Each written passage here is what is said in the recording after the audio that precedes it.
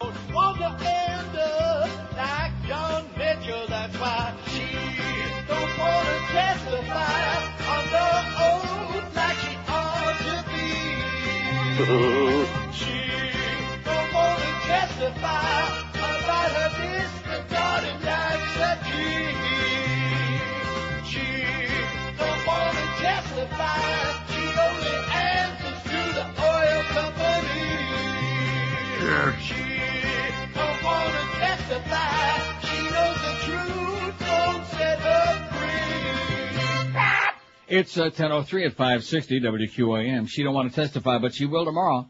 I'm thinking that we could pull a pretty good scam here again tomorrow, too. She's going to be testifying for 2 hours. And don't you think that people who can't be near their radios tomorrow or near their TV sets would want to hear that, wouldn't you think? I think that'd be nice. That would be great. By the way, Zach is with us today. Zach's going to give us the real inside stories of how we got shoved off the Mo Howard David show. Absolutely. In honor of that Jew boy that they brought down from New York from the fan. Well, you know, one good Jew boy deserves another. Anyway, 2,005 votes on yesterday's poll. Based on all that's happened, what's your current take on the war in Iraq? You people that voted, I supported 100%, man. You people really need mental help. Also, in the ones who say they think it had to be done but was poorly planned. It had to be done based on, Anyway, it was based on lies and Bush would be impeached. 1,224, 61% said that. I think it had to be done but was poorly planned. 211. It was based on lies. 209. Over 600 American lives have been sacrificed by the Bush crowd, 180, and you can't even keep track anymore, to be honest with you. I supported 100%, 136, based on, I guess that, based on nothing. And I'm not sure yet, 45, we always have to have that 2% who can't figure it out no matter what the question is. So let's see, 61, 71.4, and 8.9, about over 80%. So at least have enough common sense in this crowd to realize that this is it's like a human sacrifice is what it is. That's all it is. As a matter of fact, we always get the bad news out of the way in the beginning. Don't want to get people too depressed. U.S. military helicopter crashed today and was seen burning in the central Iraqi city of Bakuba, where Shiite militiamen and American troops are fighting. There was no immediate word on casualties yet. The crash came immediately after an explosion was heard, so it was obviously shot down. But we're still waiting for word on the casualties there, if there were any. U.S. forces battling Sunni insurgents in Fallujah apparently hit a mosque filled with people today, and witnesses said as many as 40 people were killed. Isn't it great that we're bringing peace and order to Iraq? I like that. Operation Iraqi Freedom. It's called Emancipation by Decapitation is what it's called. All right. Right. Wow. And, of course, we all know this, really bad news. American forces in Iraq came under fierce attack yesterday with as many as 12 Marines killed in Ramadi near Baghdad. And it just goes on and on. Pretty soon the count will be 700, then it'll be 800. And I keep thinking to myself, and on the CBC last night, they show some footage that you won't see on the American networks, some of the footage from last week, where they were hanging the corpses and dragging the bodies. They weren't just dragging bodies through the streets in Fallujah. They were dragging body parts, bloody body parts, the most disgusting crap you could ever begin to imagine. And they ought to be showing that on TV on the American networks. Every hour on the hour we should be seeing that. You know, hell of a lot more than Janet's boobie. How many million times did we see that? About 30, man. 30 million times we saw Janet's boobie. But in the meantime, the real brute, the sickness of this whole business that's going on over there, they have to shield the public from that because they might be upset. They might be offended by it. I like seeing the boobie, though. There you go. It's nice every once in a while. Just watch yourself. Don't get a little bit too carried away here today because you've already said more in the first 5 minutes than B said the last 2 days. What is his problem? He had too much food in his mouth. That was the problem yesterday. That's what Clarence says. That damn beast has always got something in his mouth. Anyway, here's great news. See, let's immediately put on in the back burner all that bad news because the public wants to be shielded from that. Here's the good news. California voters say no to Walmart. How do you like that? All right. Voters in Inglewood, California, an L.A. suburb, rejected a ballot measure that would have allowed Walmart to build a warehouse-sized store while skirting zoning, traffic, and environmental reviews. Walmart, they're the Antichrist. They're the chupacabra and the Antichrist. Make no mistake about it. With 25 and 29% of the, with 25 and 29 precincts reporting, Inglewood voters opposed the initiative. 65.7% voted. No. And only 34.2% voted. Yes. And those are probably the people that were going to be working there at Walmart. All those illegal aliens. So they just said no to Walmart, which is a real good idea for all you shoppers out there. Just say no to Walmart. They're the Antichrist. They make me nauseous. What about Target? I've never shopped in Target, but George likes it. I like Target. You sharp at Target? Every once in a while, I go with the moms. Oh, and by the way, Operation Vigilant Resolve. Have you heard that? No, what's that? That's now, we've had all these different things. The military like to give all these cute names to these brutal and grotesque operations that go on. So this business of cleaning up now, as starting with Fallujah, and we're going to go in there, Paul Bremer said, and this will not go unanswered, and all this other garbage that's going on now. Operation Vigilant Resolve is the name of it. Big words. Yeah. We had Operation Desert Storm, Operation Iraqi Freedom, Operation Desert Resolve, Operation on your mama, and a lot of operations if they had the hospitals working, which they didn't. But anyway, today's poll question, before we get to the poll, guess who's on? Well, I already told you. The beaded curtain. If you're over the age of 70 and you can prove it, and if John Ashcroft don't give you the thumbs down because you'll see his picture with them beady eyes, wait till I get to the pornography story. Ooh. With all the stuff that's going on in the world today, what is the administration fighting? Pornography! Oh! All right, millions and millions of your tax dollars to fight porn. Because we're going to bring decency back to America whether you want it or not. How do you like that? I think I spend millions and millions of dollars in porn, too. The beaded curtain today is Marilyn Monroe. Oh, my God. How do you like that? When she was still alive, no less. We could have put some of the... Look at that. There's Marilyn. I don't think that's really a very good picture. Are you looking at it? No, not right now. I am. It'll do. I mean, yeah, it's okay. It's all right. Probably not the greatest nude picture, but there she is with all those boobies. How do you like that, John Ashcroft? We got boobies. But you must be over the age of 110 and have 45 pieces of ID and have written notes from your great-grandparents and from Ema Sumac, whoever the hell she was. Otherwise, you can't look at it. Okay, the poll question today, we're going to have the audience help us out. I didn't put any choices on here. Now, the obvious ones, I already know who they're going to be, but we'll leave it to the audience. Which of these people makes you want to puke when you see them on TV? And only one, okay? One to each person, because otherwise, not just a bunch of names of people you see on TV that you don't like. Which of these people most makes you want to puke when you see them on TV? You know what I mean? In fact, I will put one down there, okay? All right. Rosie O'Donnell. Yeah, she could be up there. Totally She agree. is the most obnoxious. I can't look at her. She makes me want to vomit.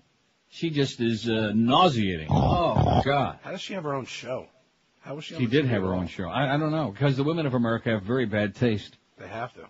Oprah, Yep. no talent.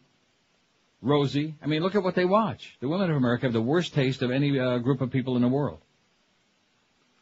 Administration wages war on pornography. Here's the good news that all you people out there have been waiting for, all you right-wingers. Hallelujah, baby. Obscenity. For the first time in 10 years, the U.S. government spending millions to file charges across the country.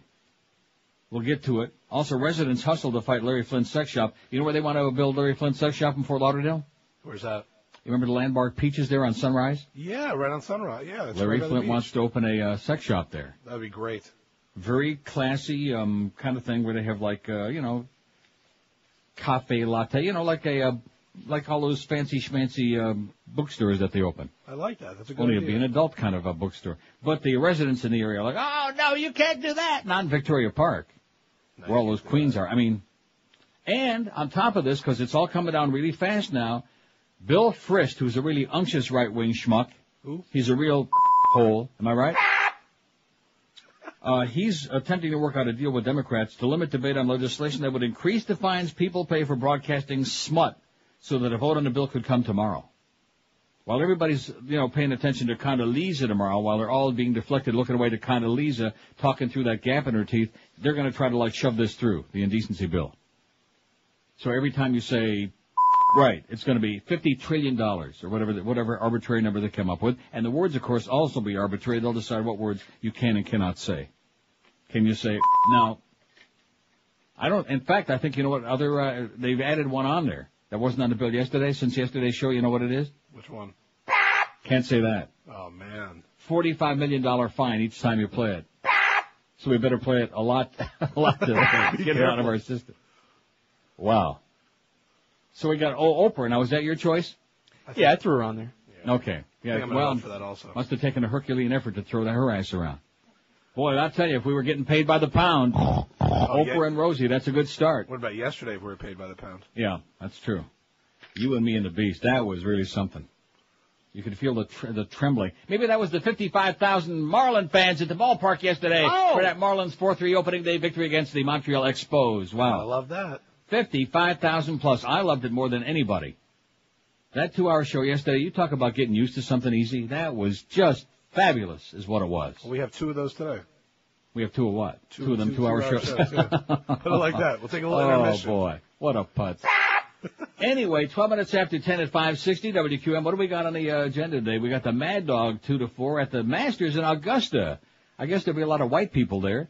Then the Hebrew Hammer will be on at 4 at the arena. It says at the Miami Heat. I guess at the Yenta Arena there in Dade County. The Marlins on deck at 6:30. The Expos at the Marlins 7:05. Tonight's the litmus test. Let's see how many people show up tonight. Anybody can show up opening day. Let's see how many people show up tonight. I won't be happy unless there's at least About 30, man. 30,000. Right? There's not going to be that much. No Eddie way. Camp at a baseball game. 30,000. No excuses. Kids are out of school. It's a vacation for a lot of people. Anyway, if you're in a dead-end job like most of the people at QAM, if you're underpaid and overworked like most of those folks, how would you like to get yourself a new high-paying career? You don't have to have a lot of cash to go to college or the 4 years to waste. All you have to do is make one easy call to our friends at Fast Train at 1-866-FAST-TRAIN. Fast Train can have you trained and certified for a great high-paying computer network professional career, and they can do it, here's the best part, in as short a time as 4 easy months. You can be fully trained and ready for that new career in just 4 short months. And Fast Train offers day, evening, and weekend classes to fit around your schedule no matter what you be doing, no matter how often you're standing out there in the street corner with your thumb out. Fast Train offers job placement assistance, financial aid to people who qualify, and with 7 convenient Florida locations, there's bound to be a Fast Train close by you. So don't wait. Pick up that phone and call them today, because in just 4 short months you can be well on your way to a great new high-paying career and that big fat paycheck you've always wanted. Check them out on the web at fasttrain.com and then make that call. Get off your ass and do it. 1-866-FAST-TRAIN. High and low. This is Sports Radio 560. QAM. Holy Mackinac! This is Joe Bowen, the voice of the Toronto Maple Leafs, and you're listening to the Hockey Authority, Neil God. Hey, Dad, what are you doing home? I'm downloading porn, drinking beer in a chat room, and violating myself. Now you can see, hear, and feel the Internet as never before. Go ahead, work from home. Download big files fast.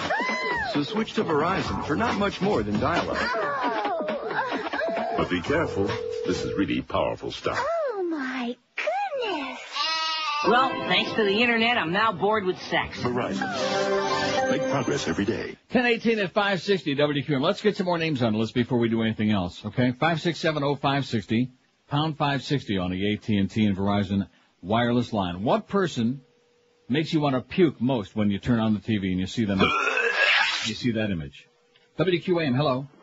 Yeah, let's talk Neil. Speaking. Neil, I have a couple for your poll. A couple?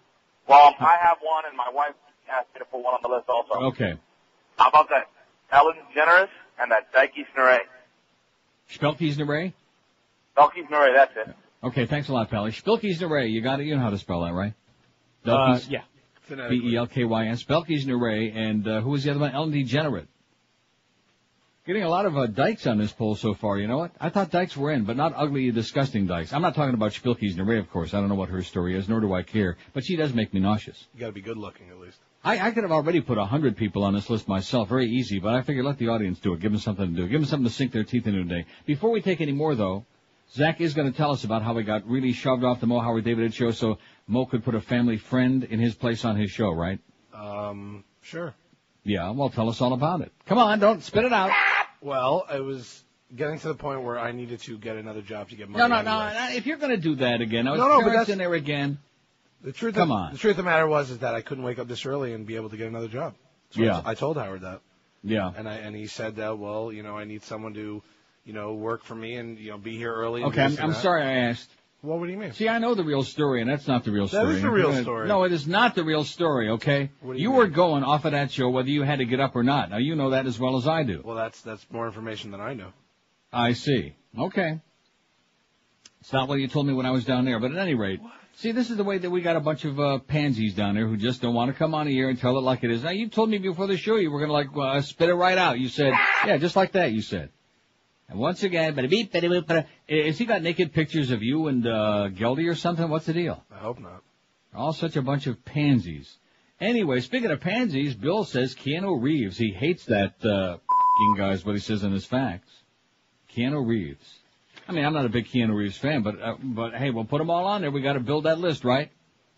Probably have about 1,000 names on there. And of course, didn't take too long. Our good friend Mike says Rick Sanchez. I love this comment. He says it comes out both ends when I see him. Rick Sanchez. Nice going, Mike. You're the best, baby. And of course, the other one I can't play anymore. And of course, it didn't take too long either. George W. Bush, El Presidente, says, makes me hurl and puke and toss my cookies, says Cheryl. P.S. I haven't been to a Walmart in 9 years and never will. Nice going, Cheryl. You go, girl. She hasn't been to a Walmart in 9 years. In fact, if she did go there, she'd probably run into Robert Grieper, who'd be handing out Bush for President stickers. Probably slap one right on her car. He's got him in his car. Yeah, what a little Nazi, man. What a self-hating Nazi, Robert Grieper, who, by the way, is going to be leaving us in about 15 years. He keeps threatening. This is the longest departure in the history of broadcasting. I've never seen anybody keep threatening to leave as long as Robert the Grieper Creeper. I heard it's been like 6 years since he's trying to leave. Oh, yeah. Of course, who else would hire a functional misfit like him anyway? 567-0560, pound 560 on the AT&T and Verizon wireless line. Now, what just happened? Rick Sanchez, George W. Bush. You getting these, Josh? I don't want to go too fast for you now. Yeah, they're on there.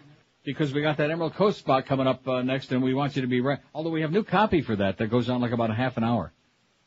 WQAM. QAM, hello. Yeah, Uncle Neil, how you doing? Pretty good. I just came back from New York, and I saw Michael Moore on Sunday at a workshop. You saw him, yes? Yeah, he had a lot of good things to say, and he's coming out with a movie in the summer. I don't know if you've heard about it. The name Yes, of I it have. It's coming out right before the election, which I can't wait. Yeah, Fahrenheit 9/11. Mm-hmm. And he just had a lot of good things to say. But one thing that he got me thinking about was that hopefully that these kids won't have had to die in vain if America will wake up and kick this moron out of office. And the person that I got for your poll, well, wait a minute. Even if they do get him out of office, they still died in vain. They died based on lies. There is so much blood on this president's hands and everybody else who supports him. It's unbelievable. It's unconscionable. It is unconscionable. I try and, at least make a little spin on it. That at least maybe we got our freedom. We could try and turn things around. But the person that definitely makes me hurl is Bob Novak. Bob Novak's a magnificent choice. Thanks a lot, Pally. Have a great day. Bob Novak. Oh, join us again tomorrow for Crossfire. Yeah. He just oh, man. No, you've seen him, haven't you? Yep. Attempting to be a broadcaster, which he is absolutely not. Trying to be. Another edition of Crossfire. I'm angry, can't you tell? I'm a right-wing lunatic. He ought to be in jail. He ought to be on death row for outing Valerie Plame. But nothing happens. And, of course, how's that investigation coming? Anybody hear it? No.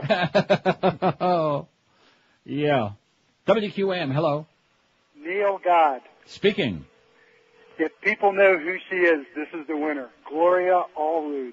That lawyer from California. Yeah, she always wears that same red dress. She borrowed it from Nancy Reagan, by the way. When I see her, I just want to run to the bathroom immediately. Okay. Hey, also, a voice from your past says hello. The dork lady. Who? The dork lady. Oh, the dork lady. Hi, dork lady. Thanks a lot, Pally. Gloria Allred. Got it? Got it. Spell these any way you want, because I'm sure that, we don't care about that. We're spelling them phonetically. And we can get, Eric can put this up there now, and Eric can just get lost. He can go and relax, have a nice lunch, because he's under a lot of stress. He's done a lot of work for us, and he did all that extra work on that Stop FCC, that whole thing, which I'm so sorry we got. It was good intentions, very good intentions. We don't really have time even to do anything, because Bill Frist is trying to jam that through on tomorrow. Jam it through the Senate, the indecency bill. This business about waging war on pornography and about the whole Larry Flynt thing, this is just more of the same. Before you have time to even speak up, they're just going to take away all your rights. So this business about winning freedom for the Iraqis, which is a pile of crap, and winning freedom for anybody else, at the same time that they're taking all your freedoms away. To listen to what you want, to watch what you want, to read what you want, to go online and see what... I'm telling you, there is no question. When you hear this story about the waging war on pornography, I might read the whole thing. It's long. But you need to hear all of it. They want to go after even softcore stuff that's on cable. They want it off the air. They want everything off the air that doesn't have the John Ashcroft squeal of approval right on it. In fact, maybe Geldy can get a job there with Ashcroft. He can put his squeal of approval. That's okay. Even the Skinamax stuff, like late at night? All that Forget about it. Too? They want all of it off. That's terrible. Isn't that pathetic? That is pathetic. I hope that Larry Flynt gets pissed off enough to make sure that he gets that book out this summer, the one about Bush getting the abortion for that broad that he knocked up in Texas and driving her to the abortion clinic and then paying for the abortion. We knew about that before the 2000 election, but for some reason Larry Flynt kind of clammed up. You know what I mean? Even when he talks, he kind of clams up too, you know? I think it might have been that bullet that done it. Could be. So we'll get into all of that. 26 past 10 at 560 WQAM. Get your tonsils all tuned up here, Josh. I'm sure it must say shrimp in here somewhere. Let me take a look. This copy, let me start now because we'll be done by about 11:30. Lobster Fest is back at the Emerald Coast. If you've never been there, you don't know what you're missing. Not an ordinary Asian buffet. The service is impeccable, and you'll never leave on an empty stomach either. That I guarantee you. And because it's spring, with all the spring breakers out there, kids 6 and under eat for free at the Emerald Coast right now. How do you like that? In addition, Emerald Coast still offers you all of their sensational, mouth-watering dishes. Start out with your delectable eating experience with any of 6 different soups. This is the worst piece of copy I've ever seen in my life. Then sample dozens of succulent entrees. New York strip made order at their sizzling Asian grill, along with a new Hunan fish. Enjoy Maine lobster thermidor style, Jonah crab, oysters on the half shell. And if you still have room, try the hand-carved prime rib, their new Thai specialties. The Emerald Coast promotes healthy living, too. They use no MSG, no cornstarch, and cook only with cholesterol-free oils. The buffet features a full salad bar, a full Chinese food lineup, their brand-new sushi bar, and fresh cocktail. See, it's only in there once, I think, this time, so you can just take a rest. And because you're a big pig like Zach there, for example, you'll probably be able to waddle over to the dessert station, even after all of those things, and try out the Belgian waffles and pies and cakes, pastries, ice cream with all your favorite toppings, even fresh fruit, the perfect ending to a gigantic pig out. And believe you me, we got the pigs to enjoy it. Emerald Coast, 3 locations. They're in Sunrise, Sunny Isles, and Pembroke Pines. So take the whole family or book your next business luncheon right now. And don't forget to fill out a membership card so you can receive a monthly newsletter, too. Let them do the cooking for you. Take-on delivery always available, too, at the Emerald Coast. Call 954-572-3822. 954-572-3822 for the unbeatable Emerald Coast Chinese Buffet. Live and local. This is Sports Radio 560. QAM.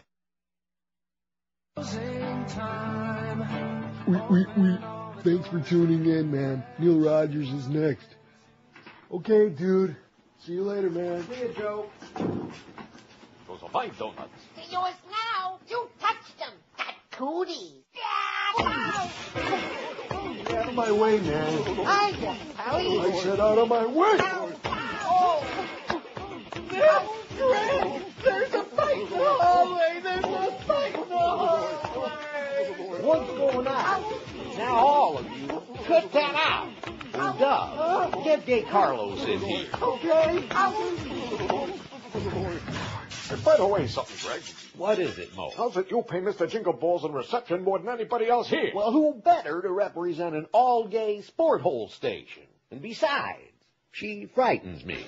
All right, everyone. Let's break this up right now or I'll show you my balls. Yeah. Okay. I'm out of here. See you tomorrow. Right.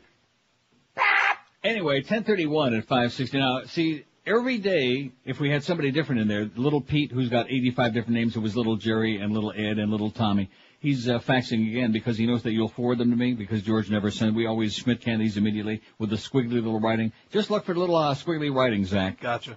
The one about, I'm glad you put Neil in his place, but about it, it's little Jerry, okay, with the squiggly writing, who's been listening for years and years, every day, every show, and has always got some caustic little remark about, I'm glad you put that bastard in his place. Get a life, you idiot. I have no life. God, and don't send me no more of those, please. Gotcha.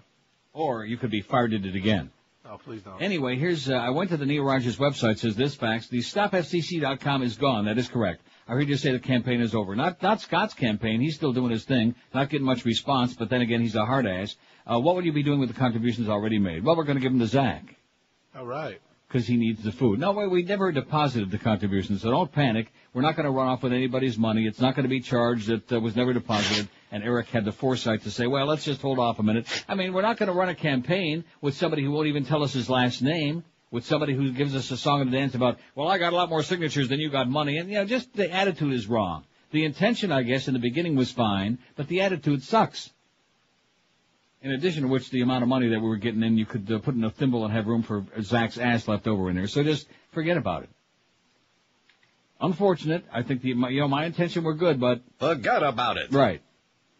Let's see, if Kerry turns out to be a psychopathic scumbag president, which is unlikely, which Republican, this is another poll. They're trying for a poll thing. Oh, please, that's so idiotic. Forget about it. Right, thanks a lot, Mo. Mo, by the way, is going to be doing the Celtics. Who are they playing? The Heat tonight.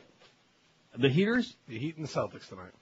I see. Well, I guess that makes sense, because otherwise he'd have to go wherever they were playing. The Heat and the Celtics, he's going to be doing it on Boston radio, which he did in the past, although he ain't no Johnny Most, I'll guarantee you that. Absolutely. He's not even in the league with that.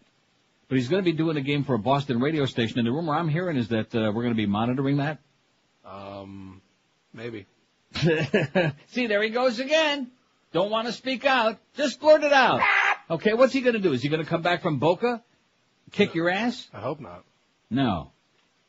Anyway, administration wages war on pornography. For the first time in 10 years, the U.S. government is spending millions of dollars, of your tax dollars, by the way, to file charges across the country. This is in the Baltimore Sun. Lam Nguyen's job is to sit for hours in a chilly, quiet room devoid of any color but gray and look at pornography. This job, which Nguyen does earnestly from 9 to 5, surrounded by a half-dozen other computer forensic specialists like him, has become the focal point of the Justice Department's operation to rid the world of porn. In this field office in Washington, 32 prosecutors, investigators, and a handful of FBI agents are spending millions of dollars to bring anti-obscenity cases to courthouses across the country for the first time in 10 years. Nothing is off limits, they warn, even softcore cable programs such as HBO's long-running Real Sex or the adult movies widely offered in guest rooms of major hotel chains. That's terrible. Now, are you following that? The last part? Yeah. The adult movies widely offered in guest rooms of major hotel chains. In other words, if I own a Ramada Inn in Boston, and I want to pipe in whatever I want to put on there for my clients, for the people who rent the rooms, whatever entertainment they want to pay for, because the adult movies obviously are premium. You have to be an adult, and you have to pay extra for them, and they don't want you to be able to see that. You can't even have the option to watch it anymore? No, not if they get their way. That's crazy. These are absolutely crazy people. Absolutely. Is what we're talking about. And you people out there that continue supporting this fascism, man, you have just as much guilt in this as you have all the blood on the hands of all those dead kids in Iraq. Blood on your hands, and you can't wash it off. Department officials say they will send ripples to an industry that's proliferated on the Internet and grown into an estimated... And as a matter of fact, you better take a look at Norma Jean right now, Marilyn Monroe naked on our website, if you're over the age of 100. Take a look real quick before it disappears just into... There she goes. Take a look. Anyway, they want to send ripples to an industry that's proliferated on the Internet and grown into an estimated $10 billion a year colossus, profiting Fortune 500 corporations such as Comcast, which offers hardcore movies on a pay-per-view channel. The Justice Department recently hired the unctuous Bruce Taylor, who was instrumental in a handful of convictions obtained over the past year and unsuccessfully represented the state in the 1981 case Larry Flynt versus Ohio. Flynt, who recently opened a Hustler nightclub in Baltimore, says everyone is in the business is wary, making sure their taxes are paid and the talent is all over 18. He says he's ready for a rematch, especially with Bruce Taylor. Everyone's concerned, Flynt said in an interview. We deal in plain old vanilla sex, nothing really outrageous, but who knows, they may want a big target like me, said Larry Flynt. A recent episode of Showtime's Family Business, a reality show about Adam Glasser, an adult film director and entrepreneur in California, had him worrying about shipping his material to states more apt to prosecute. It also featured him organizing a pornographic internet telethon to raise money for targets of prosecution. Drew Oosterbaan, chief of the division in charge of obscenity prosecutions at the Justice Department, says officials are trying to send a message, like Joey Zaza. They're going to send a message, and halt an industry they see as growing increasingly lawless. We want to do everything we can to deter this conduct by producers and consumers, Oosterbaan said. Nothing is off the table as far as we're concerned. Nothing. In other words, if you're watching one of them nasty movies, Debbie Does Detroit there in your privacy of your home at 2 o'clock in the morning, you might get a tap on the door. Or as a matter of fact, they might even knock on the door. They might just knock it down and come and take your naked ass away, okay? So they're going to raid my house if I'm watching porn? Maybe. That's crazy. So stop. All right. It's unclear, though, it says, how the American public and major corporations that make money from porn will accept the perspective of the Justice Department and Attorney General John Ashcroft, it says. Any move against mainstream pornography could affect large telephone companies offering broadband internet service or the dozens of national credit card companies providing payment services to pornographic websites. Cable television, meanwhile, which has found late-night lineups with adult programming highly profitable, is unlikely to budge, and such companies have powerful friends Brian Roberts, the CEO of Comcast, which offers hardcore porn on the Hot Network channel at $11.99 per film in Baltimore, was co-chair of Philadelphia 2000, the host committee that brought Republican National Convention to Philadelphia. In February, the Bush campaign honored Comcast President Stephen Burke with Ranger status for agreeing to raise at least $200,000 for the president's reelection effort. Comcast Executive Vice President David Cohen has close ties to Governor Ed Rendell of Pennsylvania, former chairman of the Democratic National Committee. Tim Fitzpatrick, spokesman for Comcast at its corporate headquarters in Philadelphia, declined to comment on the cable network's adult programming, but officials at the National Cable and Telecommunications Association, which Roberts used to chair, said adult programming is legal, relies on subscription services for access, and has been upheld by the courts for years. Good luck turning back that clock, said Paul Rodriguez, a spokesman for the association, and probably kin to George Rodriguez, being the pervert that he is. In a speech in 2002, Ashcroft made it clear that the Justice Department intends to try. He said pornography invades our homes persistently through the mail, phone, VCR, cable TV, and the Internet. All right. And has strewn its victims from coast to coast. It's strewn its victims from coast to coast. Yeah, like him. Given the millions of dollars Americans are spending each month on adult cable TV, Internet sites, and magazines and videos, many may see themselves not as victims but as consumers, it says here, with an expectation of rights, choices, and privacy. What a concept.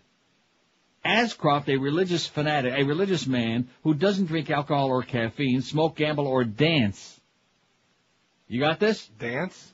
He doesn't drink alcohol or caffeine, smoke, gamble, or dance, and has fought unrelenting criticism that he has trod roughshod on civil liberties in the wake of 9/11, is taking on the porn industry at a time when many experts say Americans are worried about government intrusion into their lives, and those people are absolutely correct, sir. The Bush administration is eager to shore up its conservative base with this issue. Ashcroft held private meetings with conservative groups a year and a half ago to assure them that anti-porn efforts are a priority.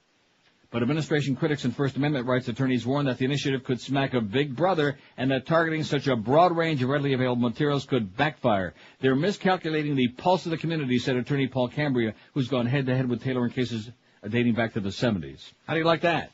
Millions of dollars of tax money is going to be spent to try these cases, as once again, John Ashcroft is going to tell you what you can look at, what you can read, where you can touch, all of these things.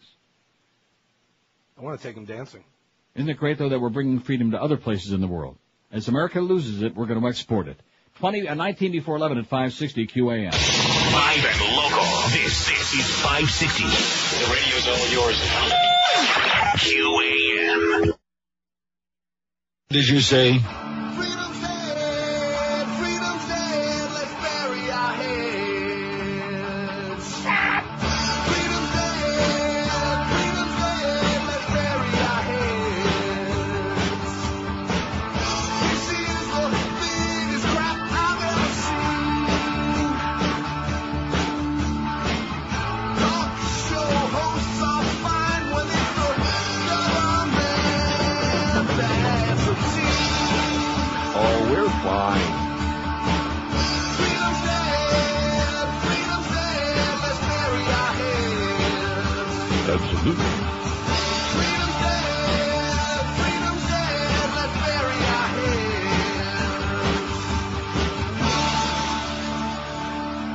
10:45, better watch out what you're looking at, what you're thinking. Just like Eric Fleischer left before they shaved his bald spot. He said, you better watch out what you say.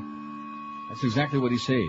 Probably what they told him, too. 133 votes on the poll. That's not too bad. We're not paying too much attention to it yet. We'll have 100,000 names on there before the end of the show. 133 votes. Which of these people makes you want to puke? And we actually still can play that. Aren't you excited? I like that. There are two things that we can still play. One of them is that, and the other one is that. I like the second one better.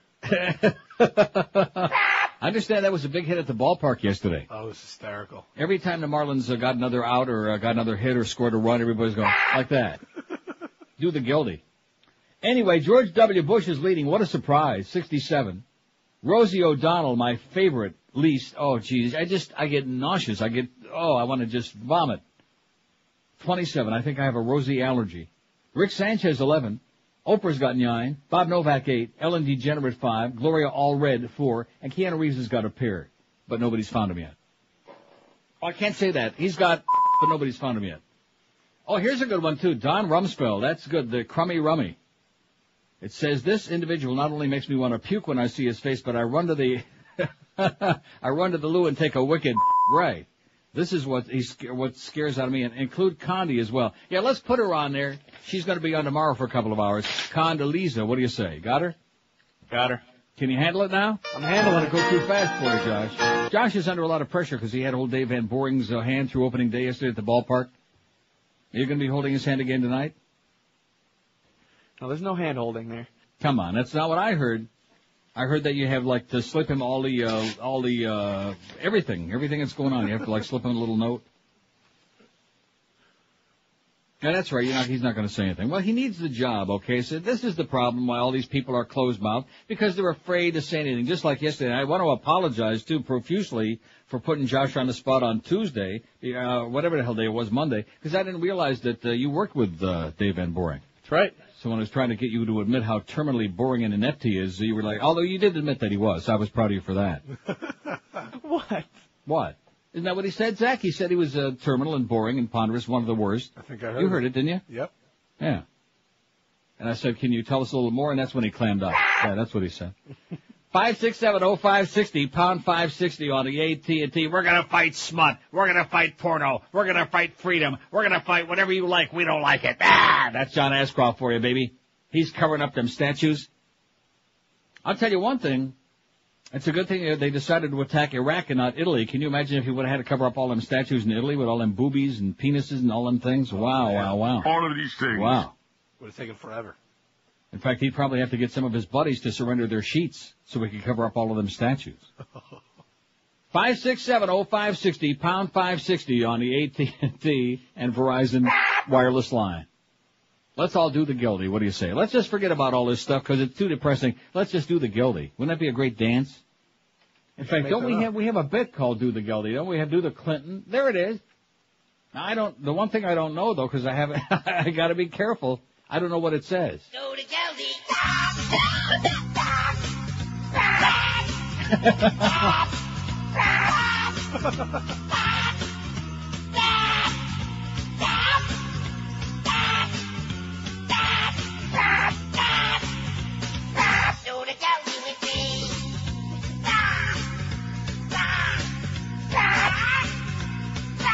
Oh, by the way, Geldy, I hear you're not going to be doing any Panther games next season because there isn't going to be any next season. What a bad break. Well, you talk about a vulture. He was hovering over Judge McDonald's crusty old decaying body for the last couple of years, man. I want that job. I want the Panther job. Jug stinks. He's old. I want that job. He'll deny it if you ask him. Huh? He'll deny it if you ask him. He'll deny what? That he wants that job? Yep. I know it for a fact that he wants that job. Make no mistake about it. He wants it bad. He wants to be the voice of the Panthers. 5670560, pound 560 on the AT&T. In fact, I think a season when they don't have any games would be excellent. We can just do like a dry run every day. WQAM, hello. Hi. Oh, God. WQAM, hola. Hello. Hello. Yes, ma'am. I would like to add to your poll, Christopher Reeves. Christopher Reeves. Oh, that's insensitive, but a good choice. It is, isn't it? Okay, thanks. All right, bye. See ya. Don't you think that's insensitive? That's terrible. To say that Christopher Reeves makes her puke? I mean, that's, but I think I understand. That's Superman. Huh? That's Superman. No, but she's talking about now when he comes out in a wheelchair and the whole deal. It's very insensitive. Coming soon to a theater near you. Christopher Reeve is Superman. Superman 5. Help! Help! Superman! Superman, quick! Jimmy Olsen is drowning! Hey, here comes Superman. Here he comes. He's in a wheelchair. Hurry up, Superman!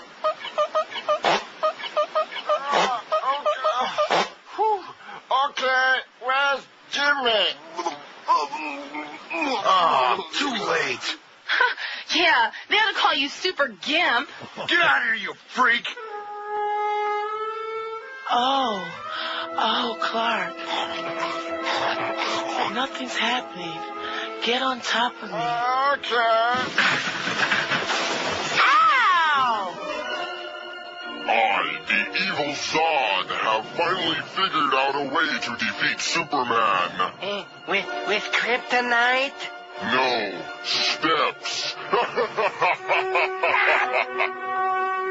Superman 5, The Search for a Bigger Doorway, rolling into a theater near you. So look at that. We got Keanu Reeves and now we got Christopher Reeves, which I think is fantastic. Very insensitive. 10:51 at 560 WQAM. QAM, hello. Uncle Neil. Yes, sir. Happy Wednesday to you. How about Dennis Miller for your poll? Dennis Miller is a fabulous choice. There you go. Thanks, Pally. Okay. And have a great day. When I say fabulous again, it's a fag thing, so I should keep saying it. Dennis Miller makes me nauseous just to hear his voice. Just real creep. And we'd all agree on that, wouldn't we? Yes. I hated it when he was on Monday Night Football. Oh, man. What is... They pay people millions of dollars to make these decisions. All they would have had to do with for a lot less, we'd have told them. Yeah. I would have told him he was terrible. Just like when they put Mo on in the morning. For a lot less, I'd have said, hey, don't do that. He's just pathetic. Absolutely. And going to cause a lot of problems here. Absolutely. And a real divisive force. Absolutely. And they're going to get really big numbers. Absolutely.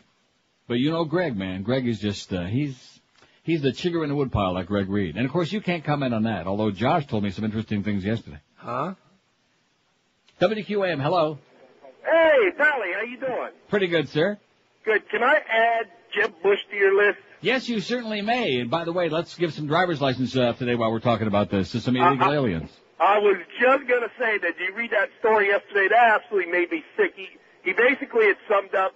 He says, well, they're already here. What do you want me to do with them? Let's give them a license so they can be functional in society. And a 57 Chevy, too. Throw that in. Nice going. Way to go, Jeb Bush. Thanks, pal. Nice going, Florida voters, by the way. We told you he's a major hole, okay? Oh, no, we don't know who this Bill McBride is, so we're going to put Jeb in there again. His name is Bush. Wow. War on terrorism. George Bush. A failure of leadership. There you go. All right, that was good time. All right. Excellent.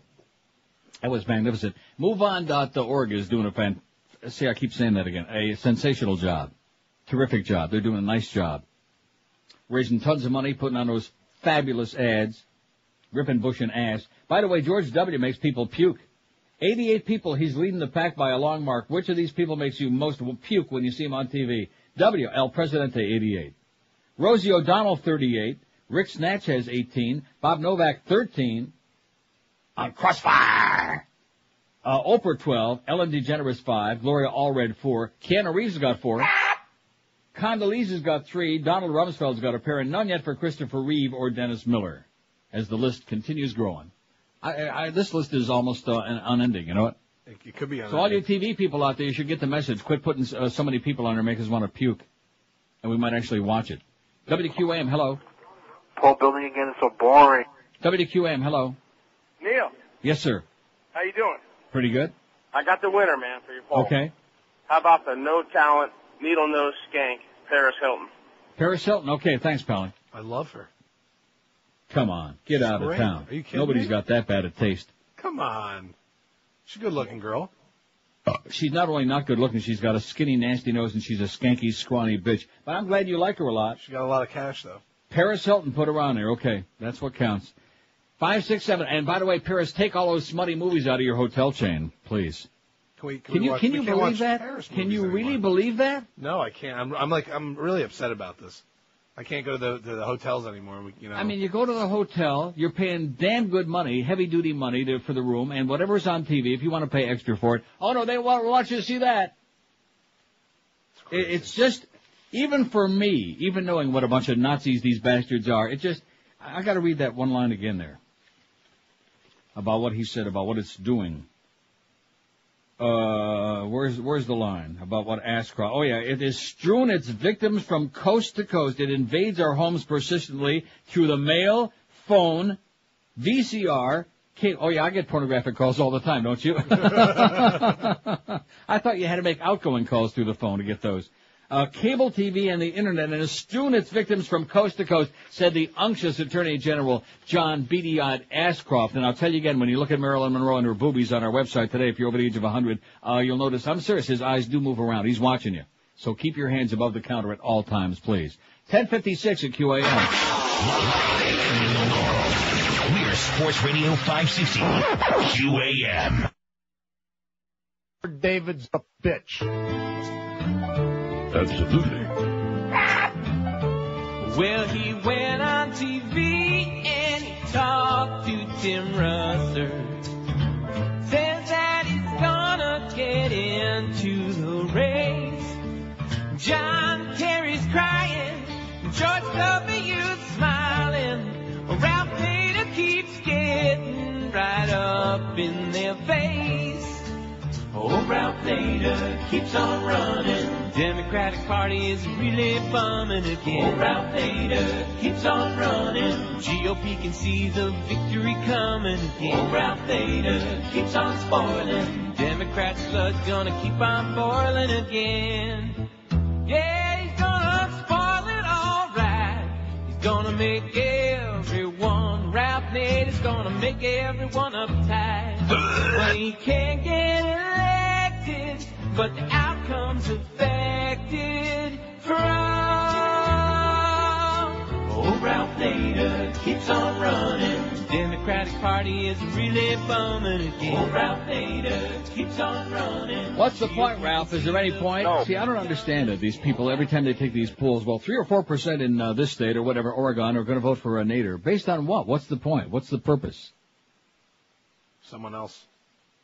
I beg your pardon? Voting for someone else, anyone else. But for what purpose? Does he have any chance to win? No. So why even bother? Why not just sit on your ass and stay home? I don't get it. Residents hustle to fight Flint's sex shop. Boy, we're the anti-sex crowd today. Let me tell you that right now. You better get all you can before the end of the day, because by tomorrow it may be illegal. Excited about the redevelopment of their once downtrodden Fort Lauderdale neighborhood, Victoria Park residents are suddenly aghast Oh, my gosh. over the new neighbor who appears to be moving in down the street, Larry Flynt. He's all over the place. Can't wait for that book to come out, and then the Michael Moore movie. The Hustler magazine publisher, the infamous prince of raunchy, explicit pornography, wants to open a shop to peddle lingerie, toys, and DVDs in the store formerly occupied by Peach's Record Store at 1500 East Sunrise Boulevard. That's a landmark. Yep. In fact, I remember doing many an appearance there at that Peach's. I think Phil Henry was there with me. Are you sure? I do believe so. Back in the day when he was like a real person, before he sold his soul to the devil. The evildoers. Damn shame. The sex shop's neighbors include newly built townhouses selling for $500,000, a strip shopping center, a soon-to-be-built public supermarket, and next door to the building in the question, the Herald's Fort Lauderdale Bureau on the second floor of the Kai's real estate office. Oh, I see. This is in the Herald, of course. The Herald don't want no smut next door to them. It's unfair. We're very upset, said Jan Eidelman, president of Victoria Park Civic Association. We'll prevent this through all legal means possible. But it says it's uncertain whether there is a legal way to prevent Hustler from opening the store. According to a city ordinance, businesses within 500 feet of a residential area, such as the former Peaches, can be closed if 51% or more of their sales are pornographic. Vice Mayor Carlton Moore said the ordinance has rarely been enforced, noting that several X-rated businesses operate near residential areas and churches. Oh, my God. Wow. What's the Lord going to think about that? We'd have to audit every business like that, and that would be unprecedented, he said. I don't know of us ever doing that. Although Flint's attorney, Paul Cambry, would not confirm the project was underway, he said he was well aware of that ordinance. We always operate within the parameters of the law, he'd be saying. Even if the city ordinance were enforced, it isn't clear that the shop could be targeted. Flint's sex-rated empire has spawned a series of successful coffee shop porn emporiums all over the country, where the price of a cappuccino is almost as obscene as the racks of bondage merchandise. If he sells more Java than Jenna Jameson videos, the ordinance might not apply. So in other words, if it's under 51%, then it's kosher. All right. Got it? Yep. Flint is fighting Kentucky officials over his effort to run a similar shop in Lexington, Kentucky. Officials in Greensboro, North Carolina struggled in court for years to shut a peep show that, to get around an ordinance, also offered non-pornographic fare. The business was represented by one of Flint's Cincinnati-based attorneys. City Commissioner Dean Trentalis, whose constituents live in Victoria Park, says he doesn't want Hustler moving into the neighborhood, but he too is troubled by the language of the ordinance. 49%, so you can sell anything up to that amount. How do you measure that, he said? I mean, what's the point if you can still sell porn? Trentalis vowed to push the commission to change the law so it doesn't require an audit of sales receipts to close a business. Mayor Jim Noggle, Goody Two-Shoes mayor, has decided to wait and see. About a decade ago, a topless donut shop and an X-rated car wash opened, sending Fort Lauderdale residents into a tizzy. See, Fort Lauderdale residents don't want anybody in there. They don't want spring break. They don't want young people. They don't want X-rated car washes. They don't want even X-rated donut shops. They don't want nothing. In fact, they probably don't like donuts. Topless donuts? Yeah, they don't like the donuts because you know what you might do with that donuts. It's got a hole in it. And the places failed miserably to attract anyone, he said. Oftentimes these places don't have the business we all expect they'll have, so I'd say relax and wait, says the obnoxious Mayor Jim Noggle. I'm surprised he's taken such a laissez-faire attitude, being the good, righteous right-winger that he is. But nevertheless. So there you go. Larry Flint's got them all up in a tizzy in Victoria Park. If he can't open up there, why not Wilton Manors will welcome with open arms and legs, I bet. Don't you think? Yeah, right. What? Maybe. Wilton Manors will accept Larry Flint with open arms and legs. Yeah, you're probably right. Which of these people makes you want to puke when you see them on TV? That's our poll question today on NeilRogers.com when you're finished looking at Marilyn Monroe and her boobies. George W. Bush, 126. Rosie O'Donnell, 52. Rick Sanchez, 22. Bob Novak's got 18. Oprah, 14. Condoleezza, 7. Gloria Allred, 7. Ellen DeGeneres, 5. Keanu Reeves, 4. Paris Hilton's got 3, Zach. Damn it. Rumsfeld, 3. Dennis Miller, 2. Jeb Bush, 2. And Christopher Reeves got 1. From some insensitive bastard out there. WQAM, hello. Hello, Neil.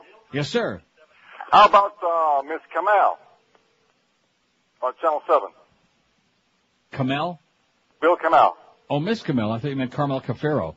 Oh, Bill no. Kamel, I got you. Okay, thanks a lot, pal. Miss Kamel. You notice how I start these things right away? Oh, by the way, what does Bill Kamel have in common with Charlie Crist and Mark Foley? I don't know. Okay, well, just think about it. See, that's one of those rhetorical questions. Don't answer the question. Just think about it. You know, the state Florida Attorney General Charlie Crist has got a lot in common with Bill Kamal, the weather fairy on the weather lady on Channel 7, and Mark Foley, Republican representative from Palm Beach County. Just ponder it in your mind. Just keep thinking about it. Roll it around in your head. I'm pondering. Okay. 5670560, pound 560 on the AT&T and Verizon wireless line. WQAM, hello. Hey, Neil, how are you? Pretty good. Good. I got a guy for your poll there. Bad hairpiece.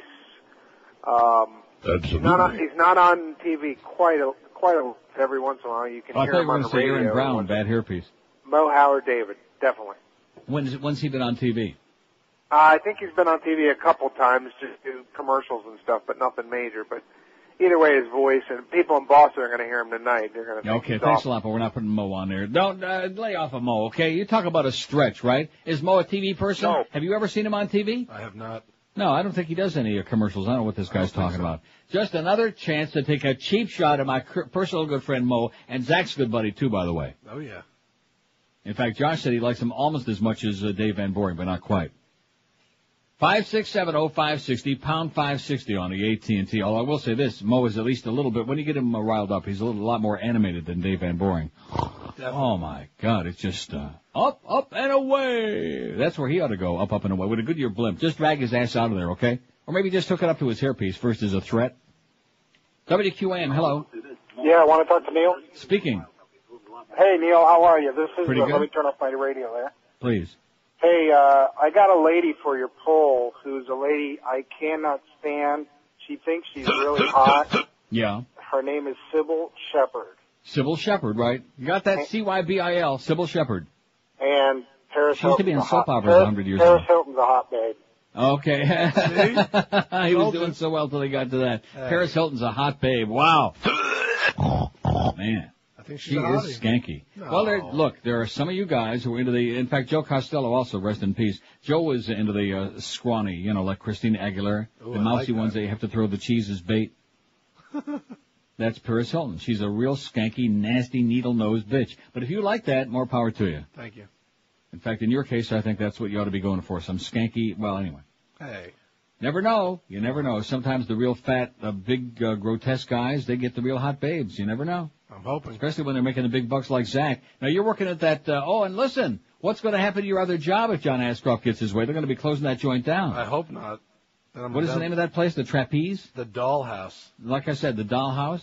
In Sunny Isles. Yeah. That's where I'm at right And now. who are you doing? I mean, what are you doing there? I'm the floor manager.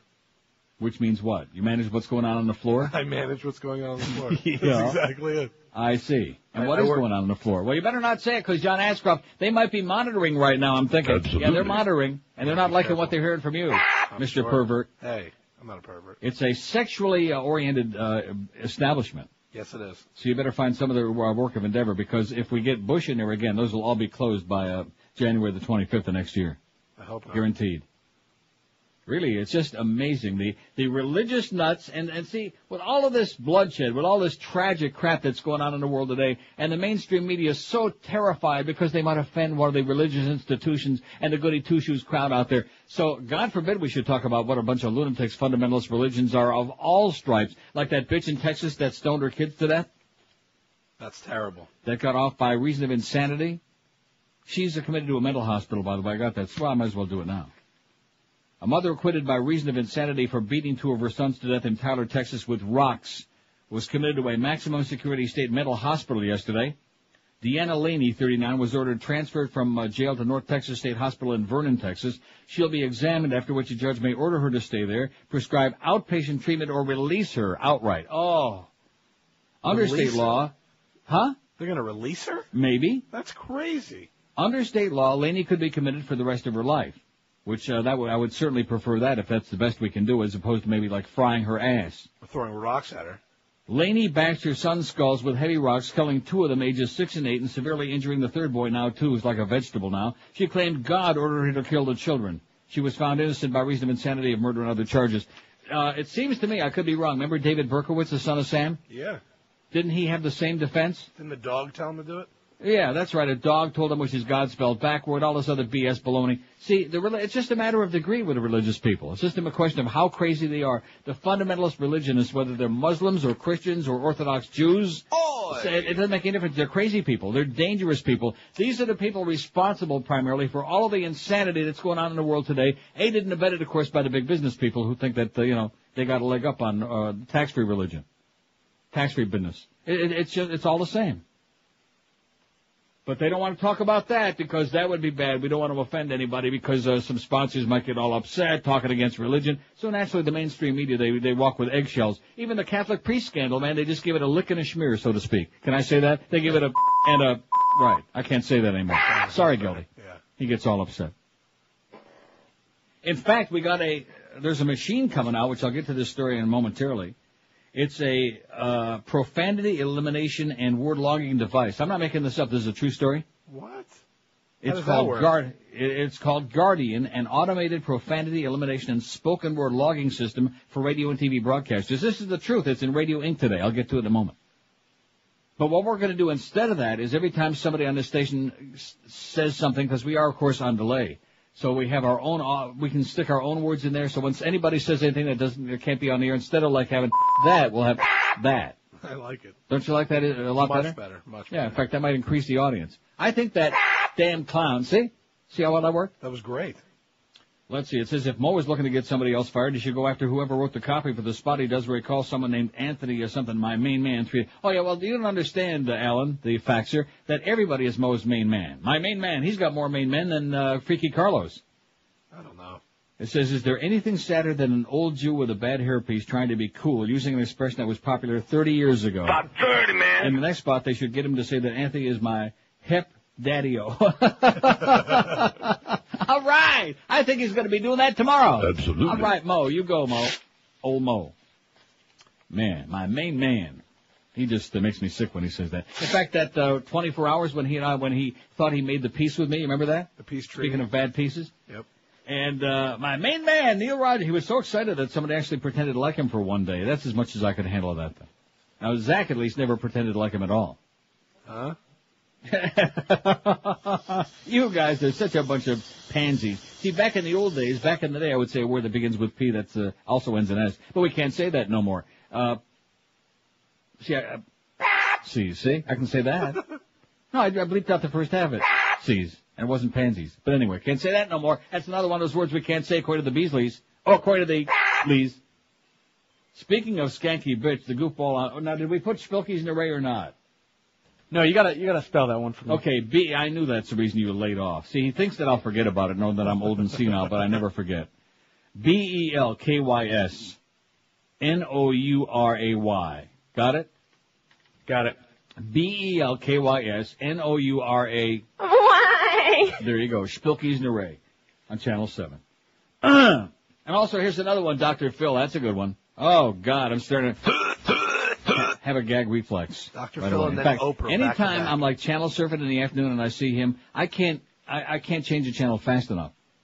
because I also have that same kind of reflex. 11:13 at 560 WQM. If your carpets are in bad shape, you can go out and spend a lot of money and replace them. You can open up the Yellow Pages and play Russian roulette and invite some axe murderer to come to your home and make a mess. Or you can go to the supermarket and rent that carpet cleaning equipment and make a real mess all over your floor. Or you can do the smart thing like I've been doing for over 20 years in a variety of different homes, and that is call the experts at Dry Concepts because they're the best in the world. Whether it's your carpeting, your drapery, your area rugs, your oriental rugs, your upholstery, all of these things. All of these things. They do the best job in the world because they dry clean them. They suck out even the deep down dirt that you can't see with the naked eye, which leaves them looking just like brand new. They look vibrant in color, soft to the touch. They smell lemony fresh. Your carpets are dry in just a couple of hours, and it'll be like somebody performed a miracle right there on your floor. I better take a sip of my... because I'm gagging over here. What a machaya. My club soda with seltzer, by the way, with bubbles. What is with that beast that likes it flat? I don't know. I love seltzer. Well, if you like Paris Hilton, you must like it flat, too. And don't forget with Dry Concepts, like I said, your carpets are dry in just a couple of hours, so you really can clean today and entertain tonight. It's not just a slogan, it be the truth. They give you a written guaranteed price before they start that fantastic job, and if you tell them to put you on their standby list, they can save you an extra 15% off the already unbeatable job of your carpet cleaning. So give them a call today. You'll never, ever be disappointed. They're the best in the universe. Call toll-free 1-800-248-5071. Call my main man over at Dry Concepts, 1-800-248-5071, or check them out on the web at dryconcepts.com. Live and local. This is Sports Radio 560, QAM. It's D.O. in Miami town at 560 WQAM.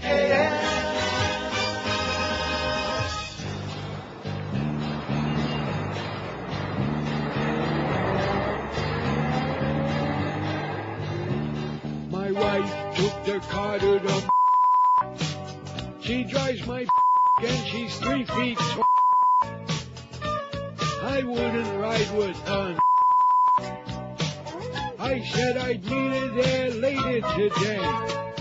So I'm just on a bench and waiting for the to take me away.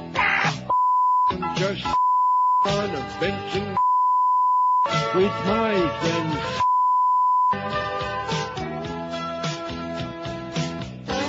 Looks like it's time to check my 'cause the bears don't always stay the I'm not gonna do what tells me to do.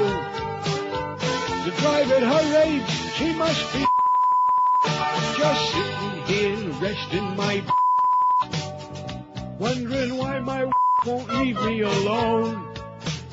We've talked it over, but I never. I just wind up through the mall again. So I on a bench and waiting for the lolly to take me away. I'm just on a bench and with my friends. And there he is. It's about time. I've been waiting here all day on this bench. Where the hell have you been? Hey, where the hell are you going? Come back, you. 11:19, all the bleeps all the time, man, because that's the sound of radio in the future, in the very near future, if they get their way. I got my Dick Clark book sitting here, and I'm not talking about American Bandstand. Richard Clark, Against All Enemies. And I was meaning, I don't want to do it with Zach there, because I don't want to, like, bore you with, like, reading a whole lot of stuff, you know?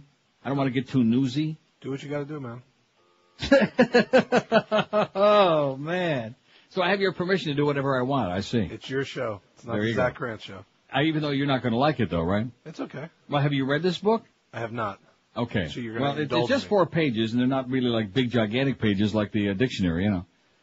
I just thought that this might be of interest to people that have, like, maybe a little bit of an open mind. This is like where he's describing what happened in the wake of 9/11 and the his day afterward, and when they're, like, sitting in the bunker and doing this and that, and then they go to the security room, the situation room. Anyway, he says, after 1 o'clock in the morning, I agreed to go home briefly to shower and change. Lisa and Mike Finzel would stay supported by Margie Gilbert of the National Security Agency. Before I left, I called Pete McCauley to get a ride through the Secret Service positions around the building and to put us on a list to get out and get back in. We drove through their barricades down the empty streets. This is after 9/11. A Humvee with a .50 caliber machine gun was on the corner of 17th and Pennsylvania. We stopped on the Roosevelt Bridge over the Potomac and watched the smoke still rising from the Pentagon, lit by the floodlights that had been brought in. It gave me a chill. As we pulled up to my house in Arlington and shut off the car, we heard the drone of a heavy 4-engine aircraft, AWACS, circling. An hour later, as I dressed to go back in, I wondered again how many al-Qaeda sleeper cells there were in the U.S. I had long believed they existed. So had John O'Neill, who was now dead under tons of steel. So had Dale Watson, who had tried to get the FBI to look for the sleepers. Were there still cells planning more attacks? Thousands had died. We in the West Wing had almost been among them. Now we had the full attention of the bureaucracies and the full support of the President. I had to get back to the White House and begin planning to prevent follow-on attacks. I found my Secret Service-issued .357 sidearm, thrust it in my belt, and went back out into the night, back into the West Wing. I expected to go back to a round of meetings examining what the next attacks could be, what our vulnerabilities were, what we could do about them in the short term. Instead, I walked into a series of discussions about Iraq. At first, I was incredulous that we were talking about something other than getting al-Qaeda. Then I realized with almost a sharp physical pain that Rumsfeld and Wolfowitz were going to try to take advantage of this national tragedy to promote their agenda about Iraq. Since the beginning of the administration, indeed well before, they'd been pressing for a war with Iraq. My friends in the Pentagon have been telling me that the word was we would be invading Iraq sometime in 2002. On the morning of the 12th, DOD's focus was already beginning to shift from al-Qaeda. CIA was explicit now that al-Qaeda was guilty of the attacks, but Paul Wolfowitz, Rumsfeld's deputy, was not persuaded.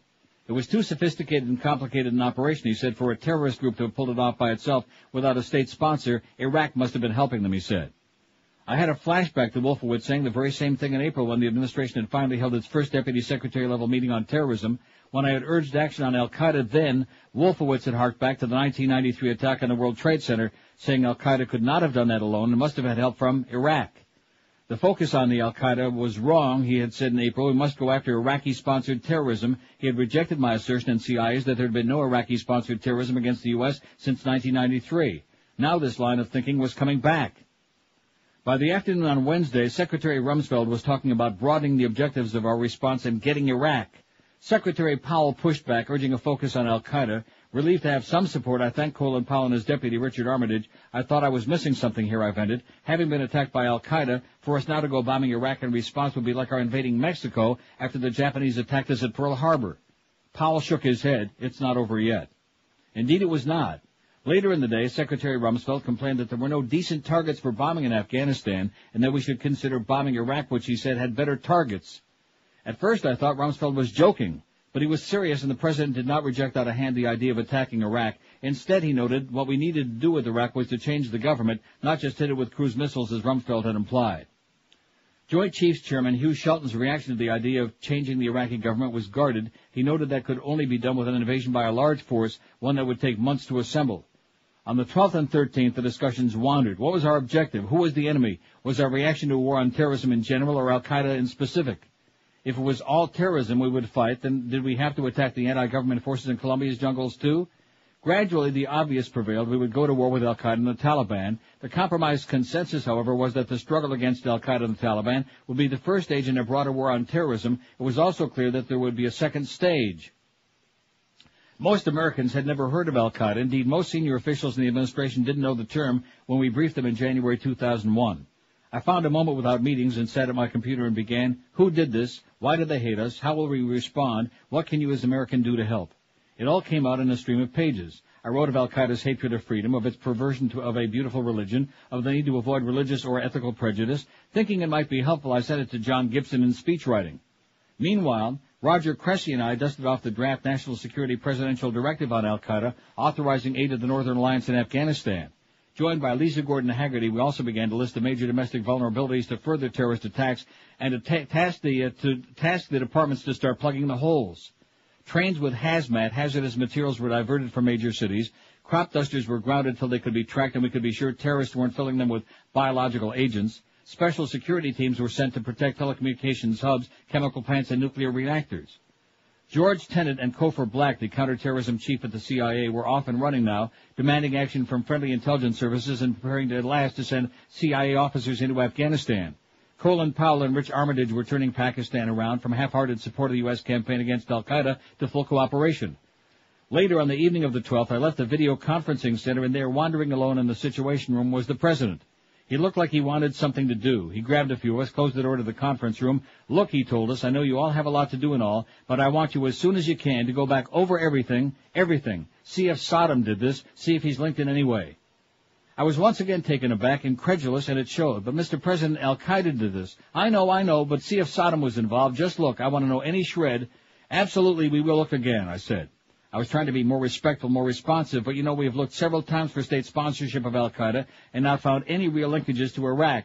Iran plays a little, as does Pakistan and Saudi Arabia and Yemen.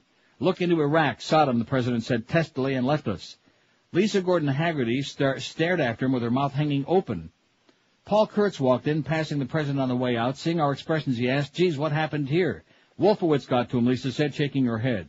No, I said, look, he's the president. He hasn't spent years on terrorism. He has every right to ask us to look in, and we will, Paul. Paul was the most open-minded person on the staff, so I asked him to lead the special project to get the State Departments and agencies to once again look for a bin Laden link to Saddam Hussein. He chaired a meeting the next day to develop an official position on the relationship between Iraq and al-Qaeda. All agencies and departments agreed there was no cooperation between the two. A memorandum to that effect was sent up to the president, but there was never any indication that it reached him. That's all I'm going to read. That should be enough. Right from the beginning, it was Iraq. Here was the excuse they were waiting for. Exploiting the lives of those 3,000 people who died on 9/11 so they could carry out their plans for the Iraq attack, where now hundreds more are dying, and it's going to be thousands, and thousands of innocent Iraqis, too. And the public is like that. Oh, no, you're wrong, Neil. Iraq was behind 9/11. That's what we heard somewhere. We heard it on the Don Imus show or somewhere. On the Internet. Yeah, it was on the Internet somewhere. I read it in one of them chat rooms. So you see, that was worthwhile, even though it was kind of ponderous, right, Zach? It was definitely worth it. Oh, I thought you were going to say it was definitely ponderous. No. 27 past 11 at 560 WQAM. Hey, looking for a fun and original gift for somebody's birthday, a new baby bear, or maybe for Easter? Send them a beargram from Vermont Teddy Bear, or just call 1-800-829-BEAR, and a friendly bear counselor will help you choose from over 100 bears, personalized for your loved one, and delivered in their famous gift box with a free card and chocolate. You can choose from bears like the new baby bear with the baby's name and birthday embroidered on the bib. They've got some great bears for Easter, too, like the traditional hair bear with bunny ears, the Francis O'Hare bear. Overnight and Saturday delivery is guaranteed, so call 1-800-829-BEAR or shop online at VermontTeddyBear.com. Show you care, send a bear. It's the creative alternative to flowers, which are dead in just a matter of hours, for any occasion, like Easter, like Shavuos, like Pesach. Call today, toll-free, 1-800-829-BEAR. Be sure and tell them that old Neil told you to call. 1-800-829-BEAR. Live and local. We're Sports Radio 560 QAM.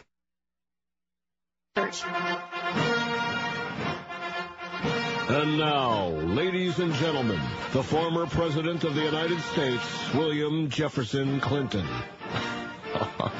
Good morning. Before I begin, I'd like to give a shout-out to Fantasia Barrino from American Idol. Wow. Anytime, any place.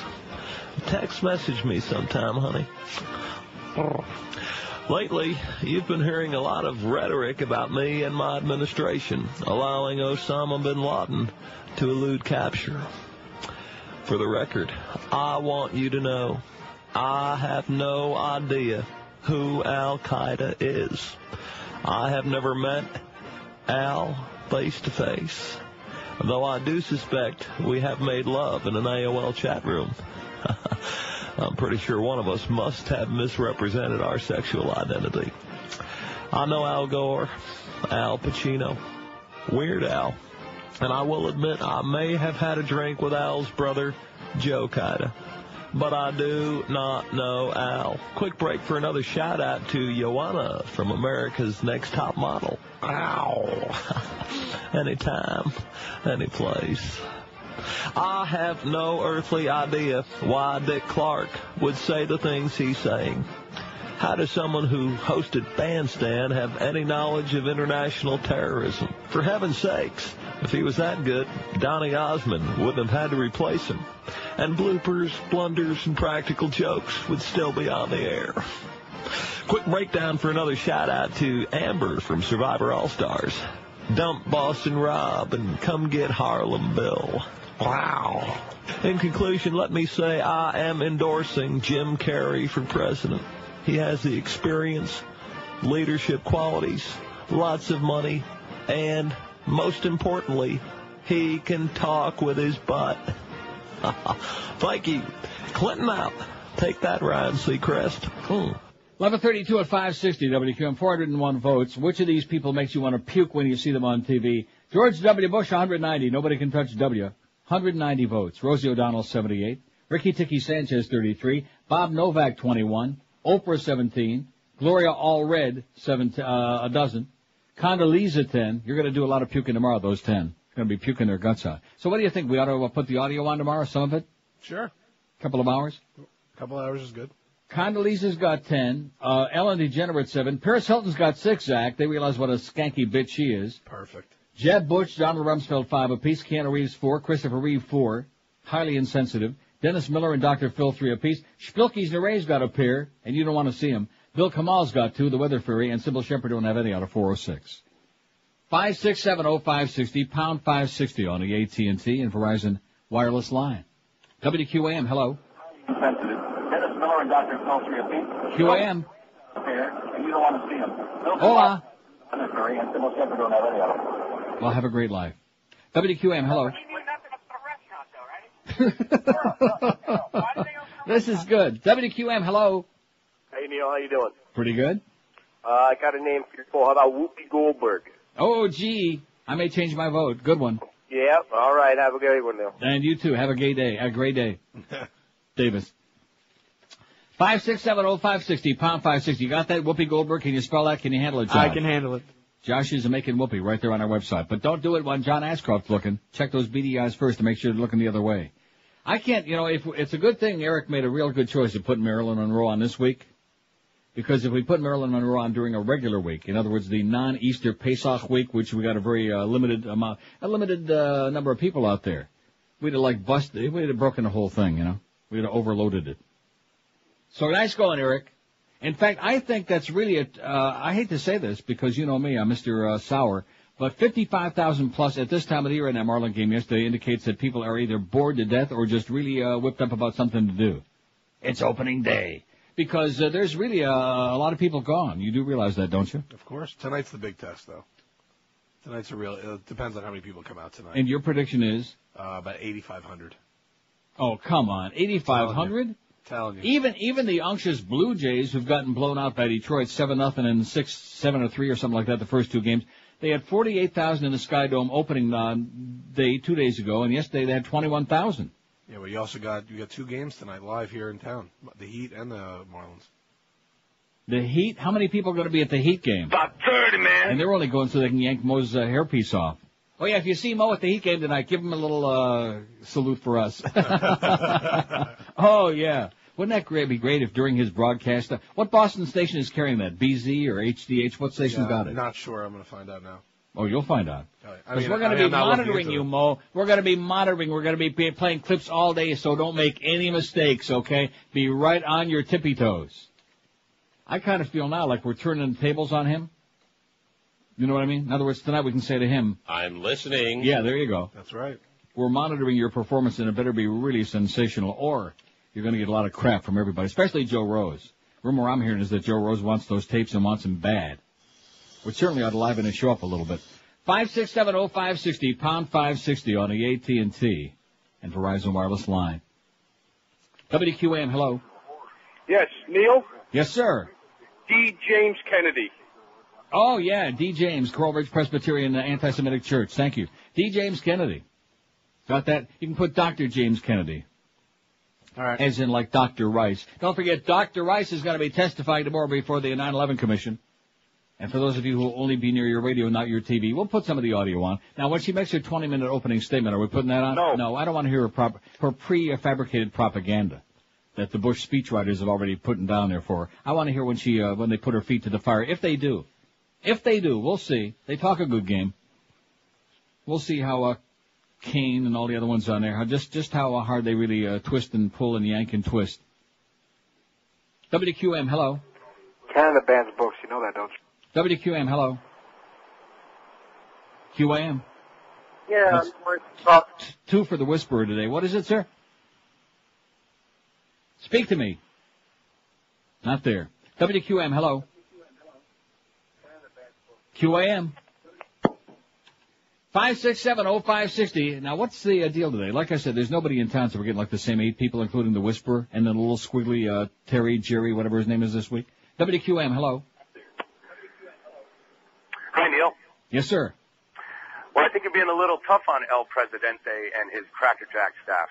Yeah. I mean, war on terror, war on Iraq, anyone could make that mistake. Mm-hmm.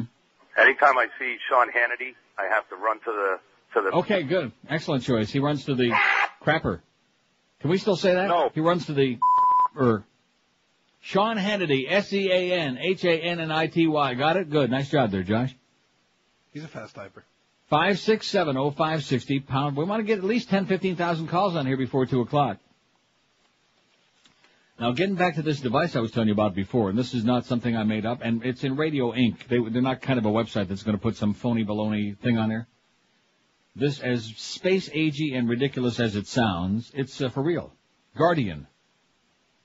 Enco Systems, not Ronco, but Enco Systems has released Guardian, an automated profanity elimination and spoken word logging system for radio and television broadcasters. The unveiling will take place officially April 19 at the NAB convention in Vegas. In fact, maybe the big can raise money to go out there to Vegas to cover that. Huh? Maybe. He can get his listeners to call in, send them some cash so we can go out to Vegas again to cover it. It's certainly a lot more important than that NFL, what is that thing called? Combine. The Combine. The draft I still don't know what that is. I never heard of that in my life before this station started putting that crap on the air. Oh, but the big is going out there and spending his own money to cover it. What is it again? It's where everyone, like all the college kids have to go there and they get timed in the 40, the bench press. Like, they just, see all their statistics, basically. So, in other words, it's like a skills competition. Yeah, you got to test the skills. Watch it now. Watch it. He's starting to dance right on that line again.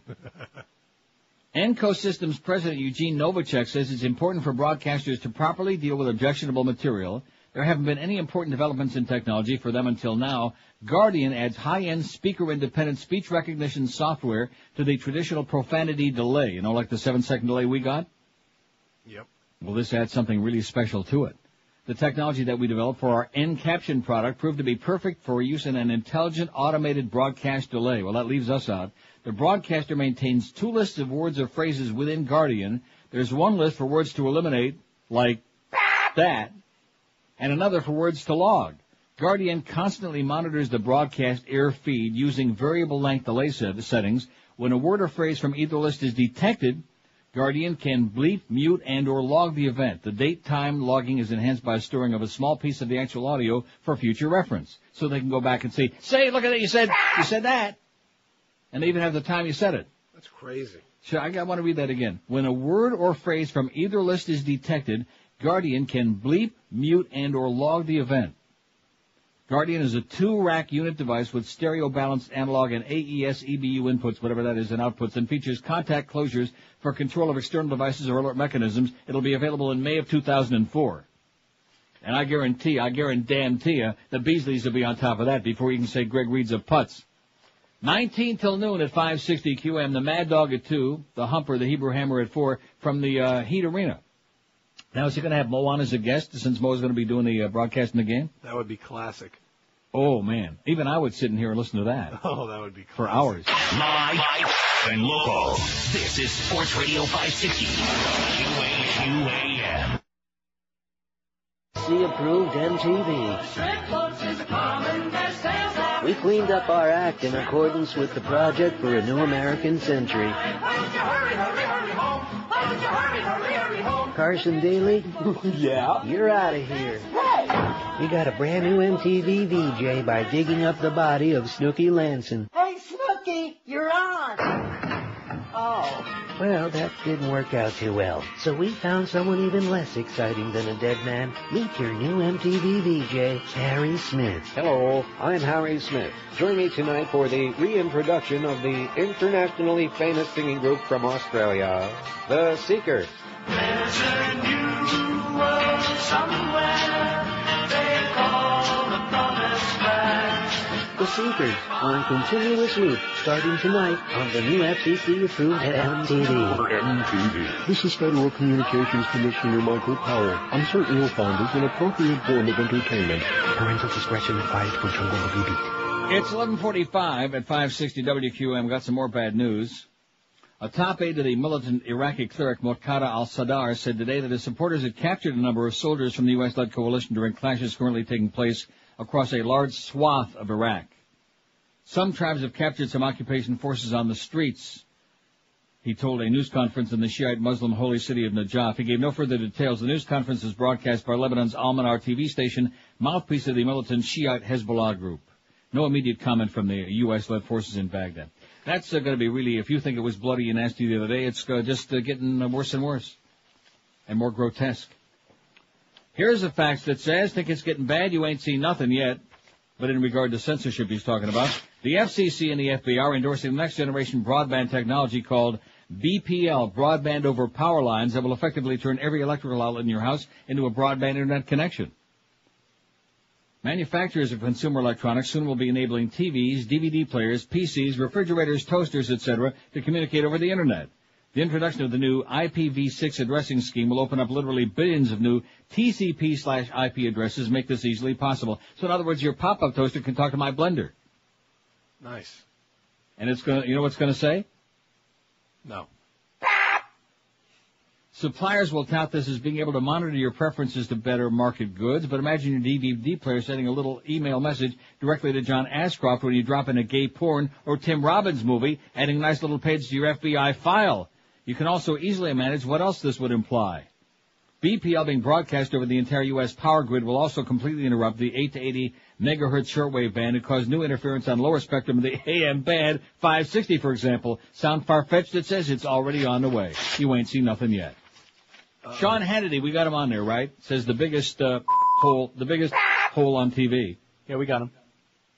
Let's see, here's Chronic Tucker Faxer. He says, I don't know if it was just a coincidence, but I've actually puked after seeing Ann Coulter. Oh, that's good. How could we take this long to put her on there, nasty bitch? P.S. Be sure if you, not sure if you mentioned it, but your close personal friend, boy, this handwriting at Tucker is really bad. Something Nunez, can you read that? Not really. Was elected to the College Football Hall of I Fame. think they're probably talking about Mandich. But what does it say there? I really can't read the bottom of that one. That terrible handwriting. Get your handwriting fixed. And maybe his bow tie's in the way. Poor Tucker. Jim Mandich was elected to the College Football Hall of Fame. All right. Old number 88. Of course, his bad problem is he played for Michigan. How unfortunate that he played for Michigan. It's only a miracle that he wound up with 2 rings with the Dolphins. Oh, Anybody who plays for Michigan. Of course, I know somebody else who played for Michigan's got 2 Super Bowl rings. His name's Tom Brady. I just mentioned that in passing. I think I figured out what it said. What did it say? Old number 88. Old number 88. Bad handwriting, Tucker. Terrible. Get with it. Ben Stein, somebody says, a very good choice. He is obnoxious. People that make you want to puke as soon as you see him on TV. Make you reach for that channel changer like, just go nuts. Practically break your hand grabbing for it. And the channel changer, too. Oh, I didn't say that. I didn't say crap. Let's see. Eunice Kennedy Shriver, wrinkled old bag. Blah, it says here. Josh from Boca. It's the first time I ever saw blah actually in print. Nice going, Josh. How do you spell that? Blah? Blah, you spell it like that. Oh, okay. Okay, you got Eunice Kennedy Shriver. You got it? Got it. Very good. He's on top of it, this Josh. Well, he's trying to stay in a good mood. Oh, and did you hear the song that was playing on MTV there in that Boca Brian bit? No, I didn't. Shrimp Boats? Yeah, that's the song. I mean, way before your time, so you didn't know what that song was. Shrimp Boats is a coming. So what's it called? CM Boats. Boats. Rick Santorum, there's another right-wing schmuck that we hope never to see again. That's what Andrew in Pittsburgh says. Good choice, Andrew. Rick Santorum, S-A-N-T-O-R-U-M. You can't put the scum in U-M without Rick Santorum. In fact, you can't spell, I saw it on somebody's website, you can't spell Quagmire without Iraq. Did you ever stop and think about that? I didn't. Now look, spell out Quagmire. Quagmire? I don't know. Write it out. Q-A-G-M-I-R-E, okay? Now, do you find the 4 letters in there? I-R-A-Q? I got it. Can't spell Quagmire without Iraq.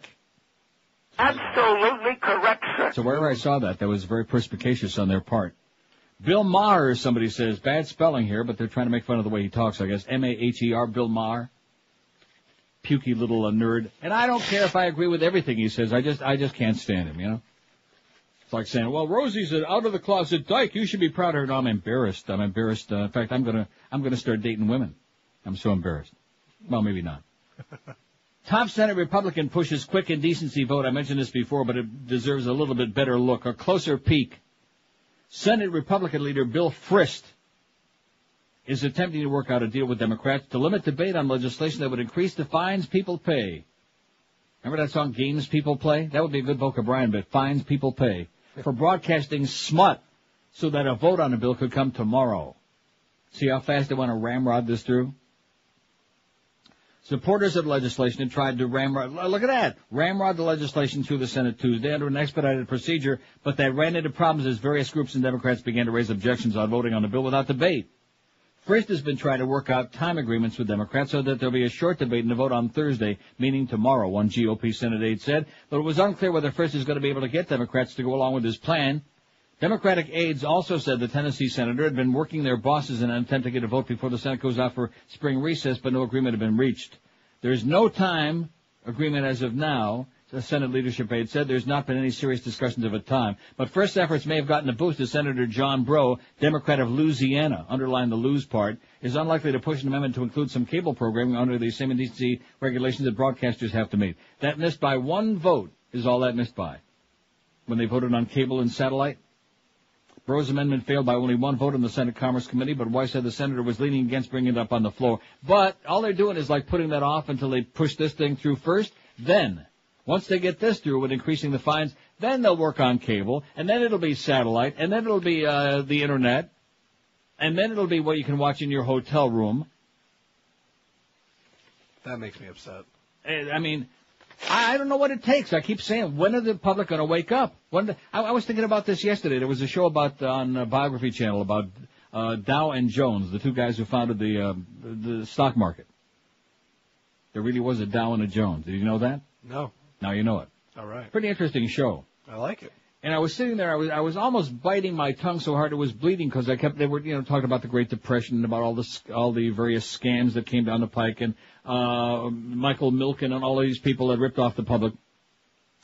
And I'm thinking to myself, and I've said this before, I don't understand why American people are so passive. You would think there'd be a revolution of some kind.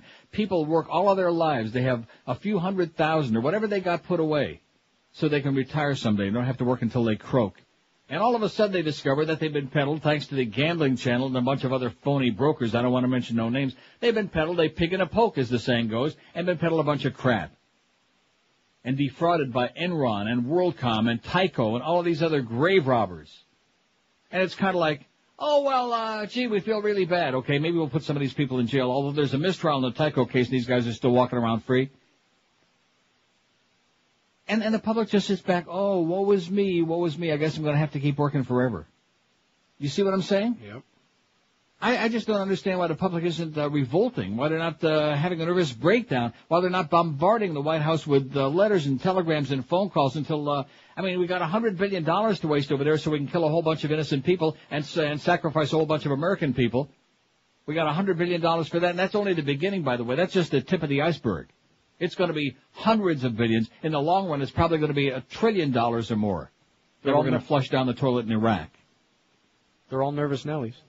Now, wouldn't it be really nice if we could take those hundreds of billions of dollars and say to all of these people now in their 60s, hey, guess what? The government, just like we did with that Neil Bush scandal with the Silverado Savings and Loan, and we bailed all the SNLs out, we found money to do that, so all the SNLs didn't go out of it. We're going to, help you people out. If you lost, we're going to give you back 50% or maybe all of your money that you lost, all your retirement money. That'd be great. Because you were sold fraudulent crap. Let's put some lipstick on this pig. I'm going to tell you something. Most of you stockbrokers out there belong in jail. Don't you agree with that? I don't want to mention any names. And I'll tell you who really belongs in jail, and that's the peddlers on the gambling channel. And I don't care how many times Ted David calls in on this show, and I guess you know he regularly calls this show. Yep. And I don't care how many first names he's got or how Jewish he is. The fact of the matter is, all you people on CNBC, you belong in jail. Because they're always peddling, they're always pushing. Oh, it's the new economy against the old economy. Was there a new economy? There was no, new economy. It's just bullcrap. And even though the supposed comeback, although today's not looking too good there, I see a lot of red, and I see down 88 on the Dow, 86, and down 19 on the NASDAQ. But I see Sun Microsystems. Oh, but you don't understand, Neil. They're making the computer chips that go in every, whatever the hell they make. I don't know. I don't even know what they make. Do you? Nope. I bet you Josh does. A lot of electronics? Like I said, Good answer. our computer wizard. No wonder Eric don't want to hand you over the keys to the kingdom yet. Oh, he wants He's working to. on it. Huh? He wants to. Yeah, I bet he does. He's a little bit nervous. But anyway, that stock was $117. It's $4 a share, okay? Not to mention, of course, the .coms that went out of business and everybody lost all of their money on those. And not to mention the ones like Ask Jeeves that were like 50 and 60 and 80 bucks a share. They're now like penny stocks if they're still in business at all. Anybody going to get their money back on that? No, of course not. Because they were defrauded. They were defrauded and all of that crap. Remember all the day trading that was going on, the gate trading? Oh, man, it was crazy for And that goofball that was on all those spots there. He was on that one spot with Clinton. Hey, Mr. President, you're whatever the hell that line was about, how much stock do you want to buy? And he's going to buy Kmart and, you're riding the wave of the future, Mr. President, and all that other bull crap. And all these people quit their jobs and they were sitting around in the house in the gate trading. And now they're all broke. I just mentioned those things in passing. That's good. As in ripoff. 3 minutes till noon at 560 WQM. You just sit there and watch Janet Jackson again. Live and local. This is Sports Radio 560. QAM. Call me Mr. Moose, and I'll be visiting to the dwell to 1 an hour. I saw Jesus on the stick of olive bar. I saw him on my pop-up toaster in the seat of my car. All my friends think I'm nuts down at the redneck bar. 'Cause I saw Jesus on the stick of olive bar. I saw him in my shaving cream, so I left it on my face. When I went to work, I looked like a jerk, and I was fired in the spring. Driving home, I was all alone, thinking someone's playing tricks on me. But in the rearview mirror, I could see Jesus staring back at me. Yes, I saw Jesus on the stick of olive bar. I saw him on my pop-up toaster and the seat in my car. All my friends think I'm nuts down at the redneck bar. 'Cause I saw Jesus on a stick of olive bar. Yes, I saw Jesus on a stick of olive bar. I saw him on the side of a taco and the hubcap on my car. Oh! I saw him in a bowl of spaghetti and the side of the Smucker's jar. Yes, I saw Jesus on the stick of olive oil. Everybody! I saw Jesus on the stick of olive oil. Oh! I saw him on my pop-up toaster in the seat of my car. Incredible. All my friends think I'm nuts down at the redneck bar. Yes. 'Cause I saw Jesus on the stick of olive oil. Oh, Lord, there he is again. Estuvo muy bien aquí. 1203 and 560, all the fairy tales, all the Bubba Weises all the time. Happy Pesach, by the way, and Happy Easter. Now, let's see, isn't today something special? No, that was a couple of weeks ago, Ash Wednesday, right? Right. And then this Friday is Good Friday. And what do you say on Good Friday? Manishtana halala hazeh? Isn't that what you say? I think that's what you say on Good Friday, ain't it, Kelly? Yeah. At any rate, Good Friday, which means it's a day off for a lot of people. And, of course, a lot of the Jews will be pretending that they're a Goyim on that day, so they'll take the day off, just like the Goyim pretend that they're Jewish on the Jew holidays. Like the word I had was not only yesterday was just a vacant scene, but also Monday. Everybody bailed out at QAM. Now, I don't understand why, because Passover didn't begin until sundown on Monday. And now that we're in daylight savings time, sundown is like what, 7, 8 o'clock? Yeah, at least. I mean, I said this the other day, and I'll say it again. So what excuse did people have bailing out 1, 2 in the afternoon, other than they just want to go screw off? Getting ready for Passover. Getting ready, going to buy the matzah and going to, like, kosher the house, all of these things, right? Yep.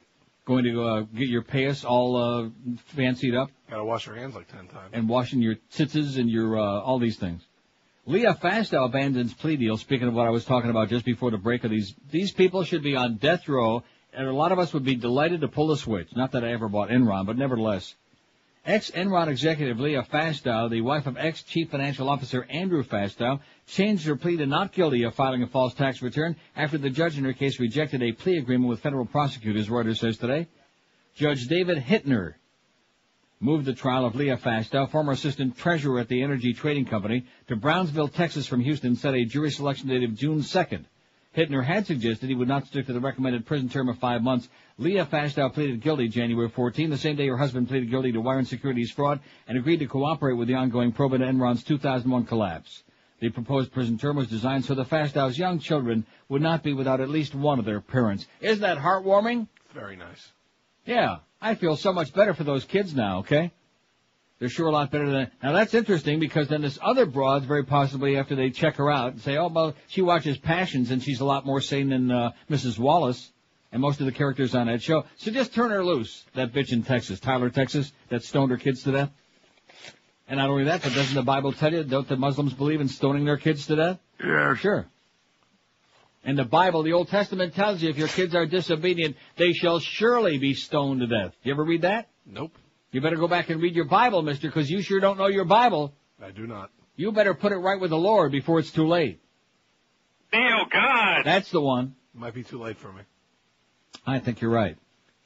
Too late for Zach, especially anybody that, gluttony. I think isn't gluttony a sin? Absolutely. Yeah, so we're all doomed. You and the beast, yours truly, we're all doomed. We're going to burn in hell anyway, so might as well enjoy it. Yeah, why not order some lunch? We did. Did you really? What do you got? From Howie's.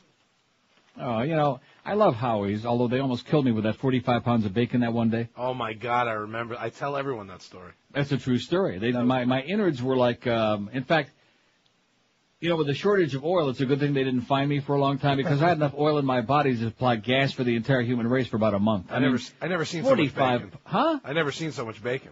Yeah. And you know how that is when you're a fat pig like you are and like I am. You just sit there and you keep eating. And bacon is crunchy and you're just eating it, eating it. It's like popcorn. You just keep shoveling it down your throat. Ooh, I want some popcorn. And that just tore my guts out, man. So we love you, Howie's, but don't overdo it, please. But I was going to suggest, Jeff Cohen was calling in the other day looking for a free plug, and he got one. And he was going to bring you the matzo pizza. Yeah, I'd like to try some of that. I mean, you would like it. It's very good stuff. And even Josh, who's a Goya Shukop, he would enjoy it. Well, we should have some here. Even some Goyim like matzah. And kishki. It's pretty good. 5670560, pound 560 on the 8. Now, let's get this straight, okay? The Chinese must have stolen wonton from the Jews who made kreplach. Where did it start first? Because Marco Polo stole it for the Italians, pasta, that whole business. So the Chinese make wontons, and the Italians make ravioli, and the Jews make kreplach. It's all the same crap. Yep, just different. Who had it first? I don't know. WQAM, hello. Hi, Neil. Yes, sir. I pulled some strings, and I got the great one to give the motivational... Yeah, okay, great. Reverend Joe's boyfriend. WQAM, hello. The Jews make kreplach. It's all the same crap. QAM. Hello, Neil. Yes, sir. I'd like to add to your poll. Go right ahead. How about Nancy Grace? Nancy Grace makes me want to puke for hours. Hiya, Pally. Thanks, Pally. 567, yeah, you don't know who that is. From Court TV that's always on Larry King. Even Host King once in a while when Larry's buying new suspenders. Yep. Nasty with that phony southern drawl of hers. Oh, she might be on right now on Court TV. Let me take a little peek, okay, at Court TV. Because the spotter actually taking a hard line. Oh, he said hard. We can't say that. He said a line. I'm nervous to put any of these cable channels on because God only knows what these perverts are going to say. Of course. But Nancy Grace on out right now. That's a good news. 5670560, pound 560 on the AT&T and Verizon wireless line. Which of these people makes you most want to puke your guts out when you see them on TV? Make you just race for that channel changer. Although I keep the remote in my hand all the time. Don't you? You have to. I'm one of those people that I'm flipping it. George worst. W., 257. Rosie O'Donnell, 108. Rick, she's doing pretty well, better than I thought. That was my choice.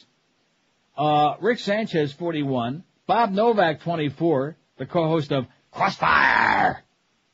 Oprah, 18. Gloria Allred, 18. Condoleezza's got 16. A lot of puking going on tomorrow, man. Please, Condoleezza. She's going to lie through her teeth. And, of course, she's got that's why she's got that big gap between her two front teeth. She could lie easier. So she can lie through it. Dr. Phil, 15, another drooling redneck, man. Ellen DeGeneres, 9. Paris Hilton's got 7, Jeb Bush 7, and Donald Rumsfeld 7. Oh, I heard a story about Catherine Harris. I heard that she, today. Did you hear that? I did. Dennis Miller, 6. Spilky's Neray, 6. Sean Hannity, 5. Christopher Reeve, 5. Keanu Reeves, 4. Keanu Reeves is right on Christopher Reeve's ass. And unfortunately, Chris can't do anything about it. Dr. James Kennedy, 4. Ann Coulter, 3. Whoopi Goldberg, 2. Bill Kamal, she's got 2. Bill Maher's got 1. And no votes yet for Ben Stein, Rick Santorum, nobody knows who that is, except in Pennsylvania, Eunice Kennedy Shriver, Sybil Shepherd, or Nancy Grace out of 570. Eunice Kennedy Shriver, I mean, how often is she on TV? Yeah, exactly. How about Maria Shriver? Now, we don't want to put her on there. She's busy with Arnold. She's the First Lady of California now. Oh, line 9 is ringing. Got to grab that. QAM, hello. Neil. Yes, sir. Star Jones. Star Jones is a good choice. Oh, man. That's it. Thanks, Pally. Vomit-inducing Star Jones. Got it? That's easy. You should be able to spell both of those. How about Ken Starr? We don't see him anymore. Ken Starr, who told James Carville in the airport in Atlanta back during the Monica days, I'm going to get your boy. We're going to get him. Ha, ha, ha. We're going to get him. Good religious guy, that Kenny Starr. Now, who do you like better? Kenny Starr, Ringo Starr, K-Starr, or Star Jones? Ringo. Any day. I don't think he's really got very much talent, you know. Name me a good Ringo Starr song that he did by himself. That's the best one. But he was there. Every group has got to have a drummer, and very rarely is the drummer like, you know, a big hotshot, really a musician. They just sit there and they bang on that thing, and they bang on that thing, and they bang on drums. Yeah. That's it.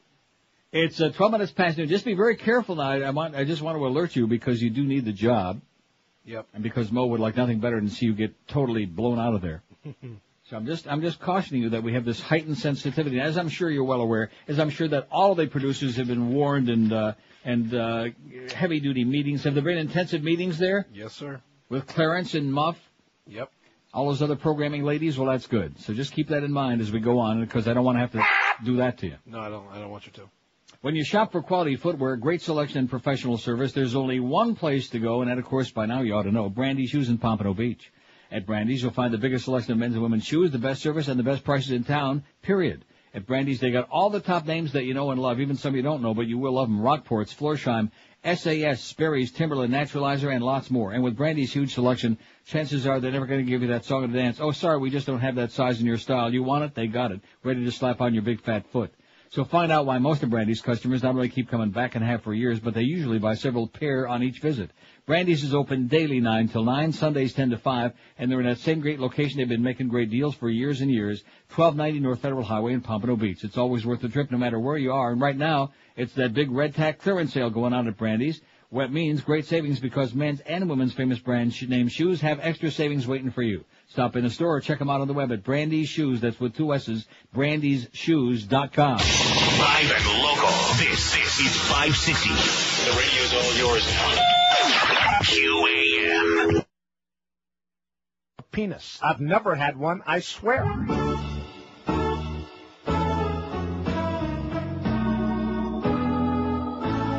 All right.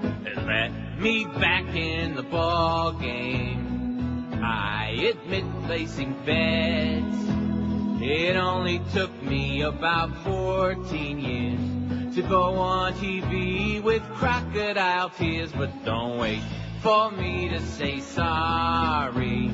I ain't taking the blame. I bet once, twice, maybe 3 times on a few ball games. So put me into the Hall of Fame. I deserve to be in. I'm not really a total crook. Read all about it in my brand new book. Oh, I bet on my own team. And if I pretend to feel shame, I will bet they let me back into the old ball game. No! I hope not. Scumbag, man. Oh, look at that. I had to dump myself. Can you believe that? Yep. Can you believe we can't say that? It's unbelievable, right? That to me, That's I think my of favorite word. of all the things, I mean, that is so ridiculous. See, this is what's happened with this company, with the nervous Nellies we got in there. See, it was okay to say penis. Like that thing we did with Mandich, I have no penis. See, penis is okay. That's what Duff says. You know what I mean? Yep. He knows his penis. But when it comes to bag, we can't say that. In fact, there's several things you can't say in front of bag. You can't say with a D, and you certainly can't say with the bag with an S. Nope. But that's what Pete Rose is. He's a bag. In fact, either you pick your own preface there, whatever you want, in front of bag. Papa's got a brand new bag. That's Pete Rose, man. He is the lowest of the low. Low life.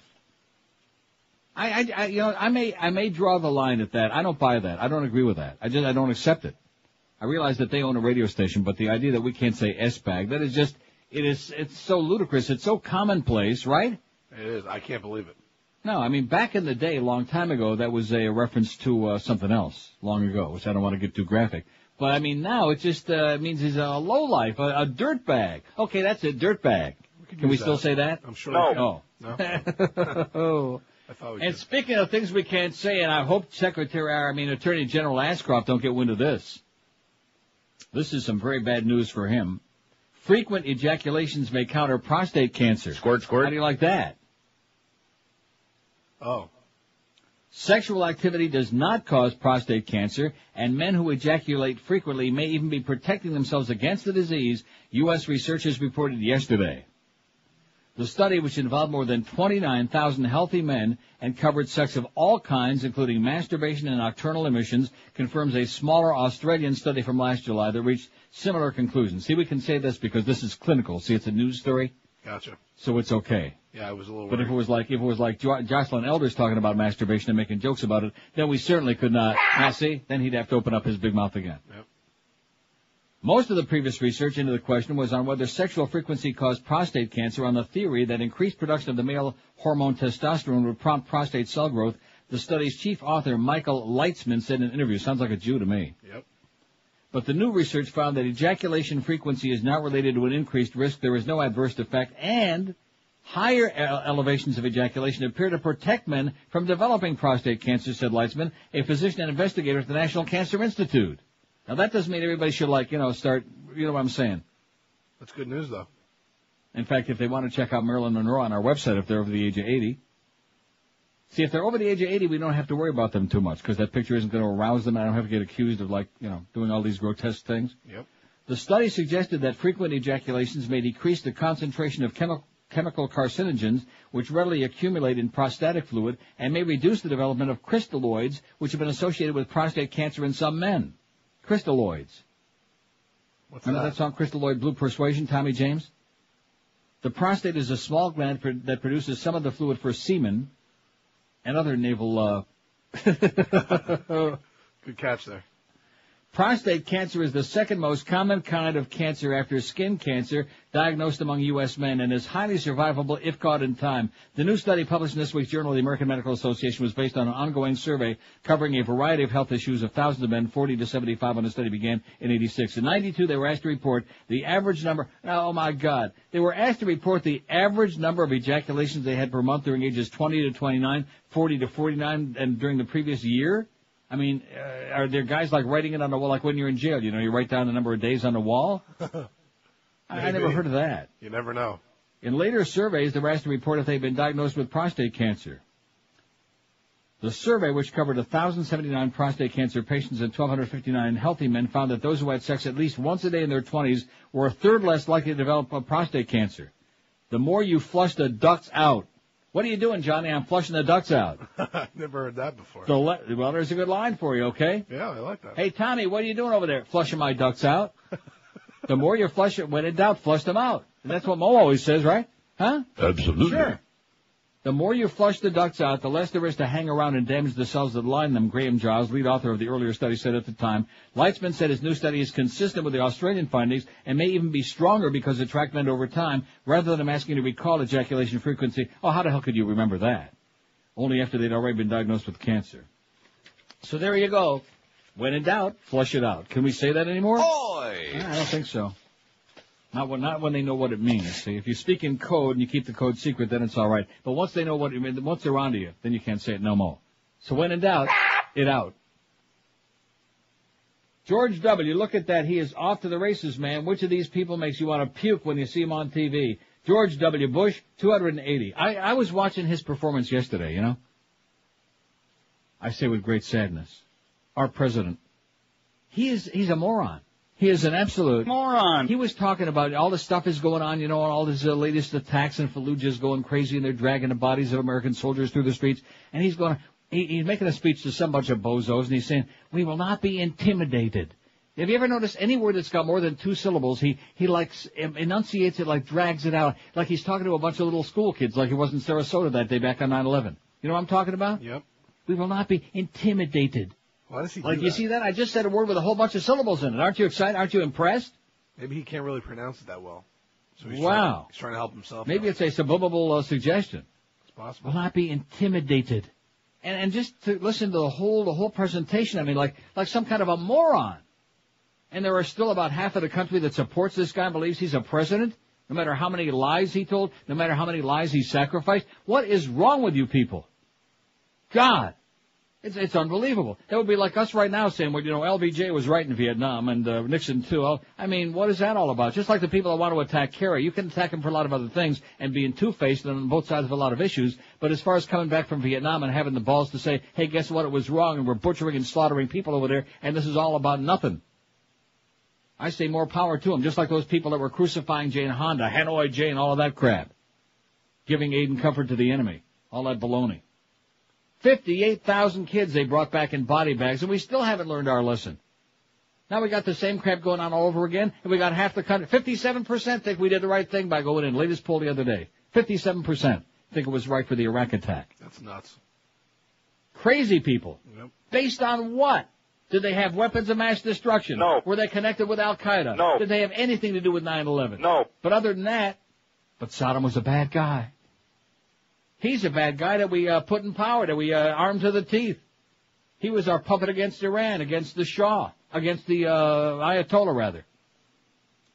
The Shah was another one of our puppets. See, every time we put in a puppet, something happens, something bad. How are we doing in Haiti, by the way? Oh, I'm sorry, Colin Powell said, no, we don't want to look into that. Just forget about it. Just leave well enough alone. In fact, that's the new motto with Colin Powell, no matter what they ask him. Have you noticed that? No matter what the question is, it's... Forget about it. Yeah. He must be listening to Mo's show. Okay, let's get back to the poll. Okay, I'm getting really worked up, and I'm not going to change any opinions. I mean, those people that want to keep voting for Bush and kissing his ass and cover up the truth, they're going to keep doing the same. It's pathetic. It's not about politics in this particular case. It's about the future of the freaking world. It's about a bunch of lunatics, Wolfowitz and Pearl and Cheney and Rumsfeld, who basically are running the whole government while this bozo's running around going, we will not be intimidated. WQAM, hello. WQAM, hello. QAM. Yeah, Neil, I'd like to give my opinion on why the people seem to be so apathetic and not willing to do anything. And what is that, sir? When they institute a draft again, I think, and it affects people so closely and their children are involved, I think things will start to change. Because a lot of those troops are going on their third tour now. Yeah. And eventually, they have to be relieved. And I think they're running into that problem right now. Yeah, the draft may be coming, man. That's the rumblings we're hearing. If the Bushmeister gets in there again in January of 2005, 6, whatever the hell it's going to be. 5. They're talking about the draft. So just keep that in mind, okay? Because now we need more troops in Iraq because we don't have enough to handle all this chaos that's absolutely, totally out of control right now while the media's waiting to hear from Condoleezza lying through that big gap in her teeth tomorrow for a couple of hours. I don't know what the big Timmis is going to be because, she's just going to lie and stonewall and lie. Is there any doubt? Nope. No. 26 past noon at 560 WQM. Isn't it time if your mattress is worn out, lumpy and bumpy, and you're not getting the kind of sleep you ought to be getting, that you call Dial a Mattress? Get with it. Dial a Mattress backs up everything they say in their advertising 100%, but their competitors still lie like crazy. They lie through their teeth like Condoleezza. When you see a mattress ad making outrageous claims, do yourself a favor. Read the fine print. Here's an example of some of the lies waiting for you. You see a big ad that says no down payment, no interest, no payments for 24 months. But the tiny print at the bottom reads like an encyclopedia of disclaimers. Requires a minimum purchase higher than the advertised sale prices. Many times not a single advertised item would qualify for financing. Interest penalties are 21% or more. Shoppers who need financing the most rarely qualify. But dollar mattress ads have got no tiny print, no disclaimers. They are straight shooters, man. They give it to you right up front. When you call 1-800-Mattress, you'll discover there's never an extra charge for same-day delivery. Dollar Mattress takes the same-day orders all day long from Kendall to Stewart, Palm Beach to Fort Myers. When you call 1-800-Mattress, you pick the date and 2-hour delivery window when you want your mattress delivered, when it's convenient for you, when you're going to be home and they'll actually be there. They'll show up. Take away the crappy old bedding, set up the brand new one, no extra charge. Call right now and you'll see why 1-800-Mattress is ranked number one in the world in overall customer satisfaction. I've been calling these folks for years. Dollar Mattress reminds you to read that fine print because they want you to know exactly what you're buying, even if you decide not to buy from them. So do the smart thing. Call 1-800-Mattress or log on to their website at mattress.com. Dial a mattress, 1-800-MATTRES, the honest way to get you a new bed and a great night's sleep for years to come. We're Sports Radio 560 QAM. This. If your toothpaste doesn't taste great, your kids don't brush long enough, which could lead to ugly tartar buildup. The solution? Regular checkups and brushing with new Crust, the tartar-controlled toothpaste laced with crack cocaine. Hey, son, almost done in there? Brushing, can't talk, brushing. Crust is not only clinically proven, it's also highly addictive. So your kids will brush and brush and brush. And brush and brush and brush. Come on, Billy, it's been 45 minutes. Brushing, brushing, brushing, brushing. If you're not careful, you're going to wear those teeth down to little nubbins. Oh, God, no! What's wrong, son? Almost out of crust. Hook your kids on a healthy habit for life. Brushing with new Crust with crack cocaine. Sure, I'm going to be late for work now, but it's good to see Billy brushing. Get out, old man. This is a carjacking. Billy, what are you doing? I said out. Oh, Billy, what are you doing? Gotta sell the car to get more Crust. New Crust toothpaste laced with crack cocaine. Recommended by 9 out of 10 drug addicts. See, the good news is at least Billy said he was brushing, not flushing. 12:31 at 560 WQM. Which of these people makes you want to puke when you see them on TV? George W. Bush, 309. Rosie O'Donnell, 118. They're the only ones like in triple digits. They're way ahead of the pack. And good choices. Rick Sanchez, 47. They just have is this show still on? Does anybody know? That I'm not sure of. I haven't seen it on in a while. Well, what do you mean by that? You've seen the show? I saw it like a couple, weeks ago. I've seen it. I didn't like it, but. So he's still on. I believe. Pretty lame, Ricky, okay? Go get a real job. Bob Novak, 25. Gloria Allred, 21. Oprah, 21. That's a good pairing right there. Match made in heaven. Condoleezza's moving up nicely. She's tied with Dr. Phil. They got 20 apiece. Jeb Bush, 11. I don't even remember putting Jeb Bush on there. Do you? I guess we did. Caller called. Yeah, we put him on there earlier. See, that's what happens when you get old and feeble like me, man. Oh, that's right. I was talking about the illegal aliens and driver's licenses, but do we see him on TV? Just on the news once in a while when he's making an announcement like that. Oh, sure, all you illegal aliens. Here's a driver's license. Here's $50,000. Here's a brand new 57 Chevy that reconditioned. Here's a voter's registration card, as long as you put the elephant on it. Spilky's and Ray's got 9. They really hate that bitch, you know it? Ellen DeGenerate, 9. Donald Rumsfeld, 9. Paris Hilton, 8. Ann Coulter, 8. I'm surprised she don't have more. Sean Hannity, 7. Dennis Miller, 6. Christopher Reeve. Poor Chris, man. He's got 5. Whoopi Goldberg, 4. Keanu Reeves, 4. Dr. James Kennedy. D. James Kennedy, 4. Senior anti-Semite. Star Jones, 3. Miss Bill Kamal, she's got a pair. That's what Brian Norcross says. Rick Santorum, 1. Bill Maher, 1. And no votes out of 679. None for Ben Stein. Eunice Kennedy, Shriver Kennedy, which I have no idea why we put her on there anyway because we never see her. Nancy Grace, none. And Sybil Shepherd don't have any. And I still can't figure out why people call in a name and then they don't vote for it. Happens all the time. Maybe they just don't have no computer, you think? It's possible. No, I don't believe it. Everybody's got a computer. Let's see. Clarence says, Jim Norton called, producer of the Al Franken Show. They want you on as a guest today. Are you out of your mind, Clarence? They want me on as a guest today. The answer is, no. I don't do that crap, okay? I'm not on some kind of an ego trip. I'm a doddering old guy. At 2 o'clock, I'm going to lunch. Just ask Zach. He'll tell you. Isn't that what I should be doing at 2 o'clock? Absolutely.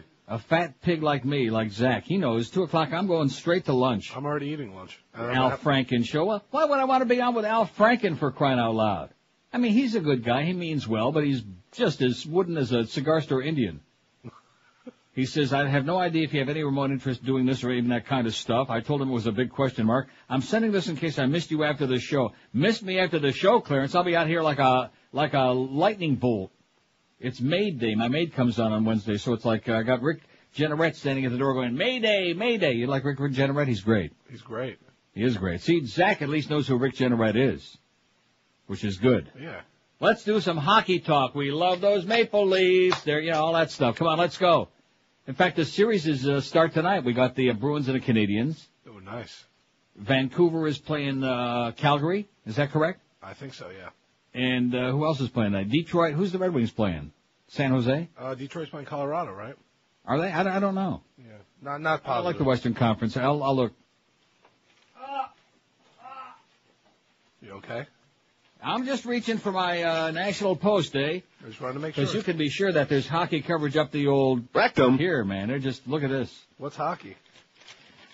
Let's see, opening round, Vancouver and Calgary, Colorado and Dallas. What do you know, man? St. Louis and San Jose. Oh, I'm sorry. Detroit and Nashville. That's right. I was so happy to see the Predators make it because little Barry Trotz, you know, he's been a coach of that team since the inception.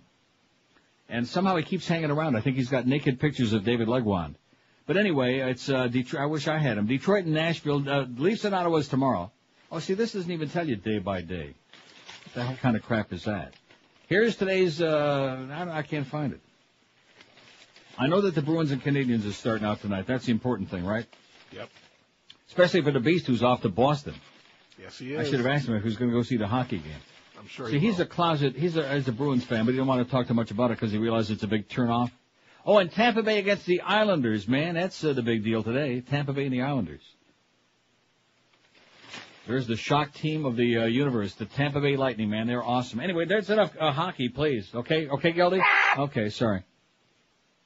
What a phony town, man. 55,000 phony screaming holes in the stands yesterday. Who are you people kidding? You hit it right on the head when you said tonight will be the acid test. It's going to be the ass test. And from what I'm hearing, man, with the drought conditions, there hasn't been a drop of rain seen in South Florida in how many days now? About 30, man. Yeah. More than that. So don't give me a song to dance about, well, you know, the weather and there's a cloud in the sky and a pigeon just dropped one. We thought it was a rainstorm starting. No excuses. Pack that place. World champion Florida Marlins. Let's see, you know, let's put them to the test. They all talk a good game. Oh, no, Neil, we're real fans. You'll see. Okay, well, let's see. Tonight's a test? It's the cheapest ticket in town, man. You can't go to the Heat game. You can't go to the Panther game. You can't go to certainly the Dolphin game for the kind of money you can get a cheap seat at the Marlin game, right? That's right. Let's see. Here's a faxer in Elgin, Illinois, who says, you're killing me with that Geldy sound. I can't even type. I can't believe that Larry King hasn't made the poll yet. Oh, there's a good one. Uh-huh. Yeah. Uh-huh. Uh-huh. Even with the volume all the way down, he makes me want to puke, says Jack in Elgin, Illinois. Thanks a lot, Jack. He says the Geldy sound is just doing it for him. A lot. I love it. That's my favorite. Definitely. Oh, and here's another one from Tracy and Kendall. Great minds think alike, Tracy. She says her vote for the poll is Larry King. He looks like an owl. An owl with suspenders. I think that covers it well. What do you got to say that, Larry? Loan me $50. It says Paul and Ron should thank you. I guess they think they're fooling people by waiting a week or so before stealing your material. Although they never said they were taking a poll, they were taking suggestions for someone you think is attractive that others don't. Sound familiar? Even with your ideas, their show still sucks. Oh, man. Are you kidding me? What a disgrace, Castronova. I know how to do a talk show. Get out of here, Larry. Tracy says, I saw a great bumper sticker that said there's no flag big enough to cover the shame of killing innocent people. Shame on you, George W. Shame on you, says Tracy. Well said. Have a great day and go Heat. Go Heat. Oh, no, Tracy's on that bandwagon now. Well, maybe she's a real fan. You think? Probably not. Well, probably not is right. Well, that's all right. That's the hot ticket in town right now, the Heat. They won a few games. They're going to get in the playoffs. And even though, they're how many games under 500? About 30, man. But they're in a really weak, look at this. Al Franken wants me on the show to talk about, I didn't even mention this, did I? Al Franken? To talk about the Rush Limbaugh oral arguments. Now, what the hell would I know about that? I mean, am I in the court? No. Am I even in the state? No. Well, what am I going to contribute about that? I don't want to talk about fat-ass Limbaugh and all of his pill-popping, his oxys and Wilma. You know, what do I want to discuss that for?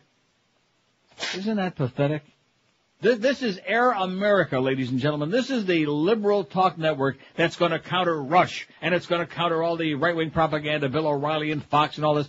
And he wants to talk to me about something I have absolutely no way of having any inside knowledge about. What is wrong with these people? Isn't that embarrassing? Seriously. A little bit. I mean, he's on. Wouldn't you think he'd be talking to John Kerry, and he's going to be talking to Al Gore, and big names, man. Michael Moore, big names known by somebody. Make your debut with a splash, instead of like Randy getting on there talking to John from Lake Worth on Air America. I mean, come on. You have to transcend the parochial crap. Jesus, I'm humiliated. And I'm especially humiliated that Clarence is bugging me with that crap. Hey, get lost, Clarence, okay? He really is a bag, you know what? Oh, that's right, I forgot he's your boyfriend, too. Huh? Zach and the Beast and Clarence, and who else is in that? And Stu Gotts. Now, do you give Stu Gotts guest numbers also? What are you talking about? I'm talking about your friend Stu Gotts over there at WRFX, Fox Radio. I don't give him any numbers. The word is that he's been getting numbers for guests from Clarence and from inside and from the Beast and other people inside. That's the rumor I'm hearing. Funneling our great sports guests over to the competition, man. I think anybody who does that, well, I'm not going to say it, Clarence, but I'm thinking FIREDDD, fired. Hey, let me tell you right now, if you're on the Atkins diet or any of the other low-carb diets, it's in, not just in, but it's a sensation now. All of a sudden, after all these years, after he croaked, after poor Dr. Bob had that slip and fall, finally, that's what it took for him to croak, and then everybody said, oh, guess what, he was a genius. Oh, gee, he's dead? But anyway, let's try that low-carb diet. So whether you're starting or restarting the Atkins diet, Sugar Buster, South Beach, or any low-carb, sugar-free diet, Delights of West Boca has always been the store you want to head for because they've got over 1,200 low-carb products in stock to choose from, more than any store in the universe. They've got breads, bagels. Can't eat no bagels today, though, can you? Boy! Especially if you're Orthodox. Oops. They got cookies, crackers, chips and brownies, chocolates, Carbolite ice cream, pasta, sauces, ketchup, cheesecakes, and so much more. And don't forget, if it's new and great tasting in the low-carb line, Delights will have it first before anybody else always. Delights is open every day, 7 days a week from 10 in the a.m. till 10 in the p.m., and you can always try anything in the store before you buy it, before you lay out any cash. The staff at Delights knows dieting inside and out. And the Atkins brand's products, as far as they're concerned, they're on sale today, all day, every day, even on Simchas Torah. Delights of West Boca, they're on the northeast corner of Glades and 441, right next to prestigious Boston Market. Call them toll-free at 1-877-LOW-CARB, LOWCARB, or on the web it's lowcarb.com. There's only one Delights of West Boca. It's your official Atkins retail center. Live and local. This is Sports Radio 560, QAM.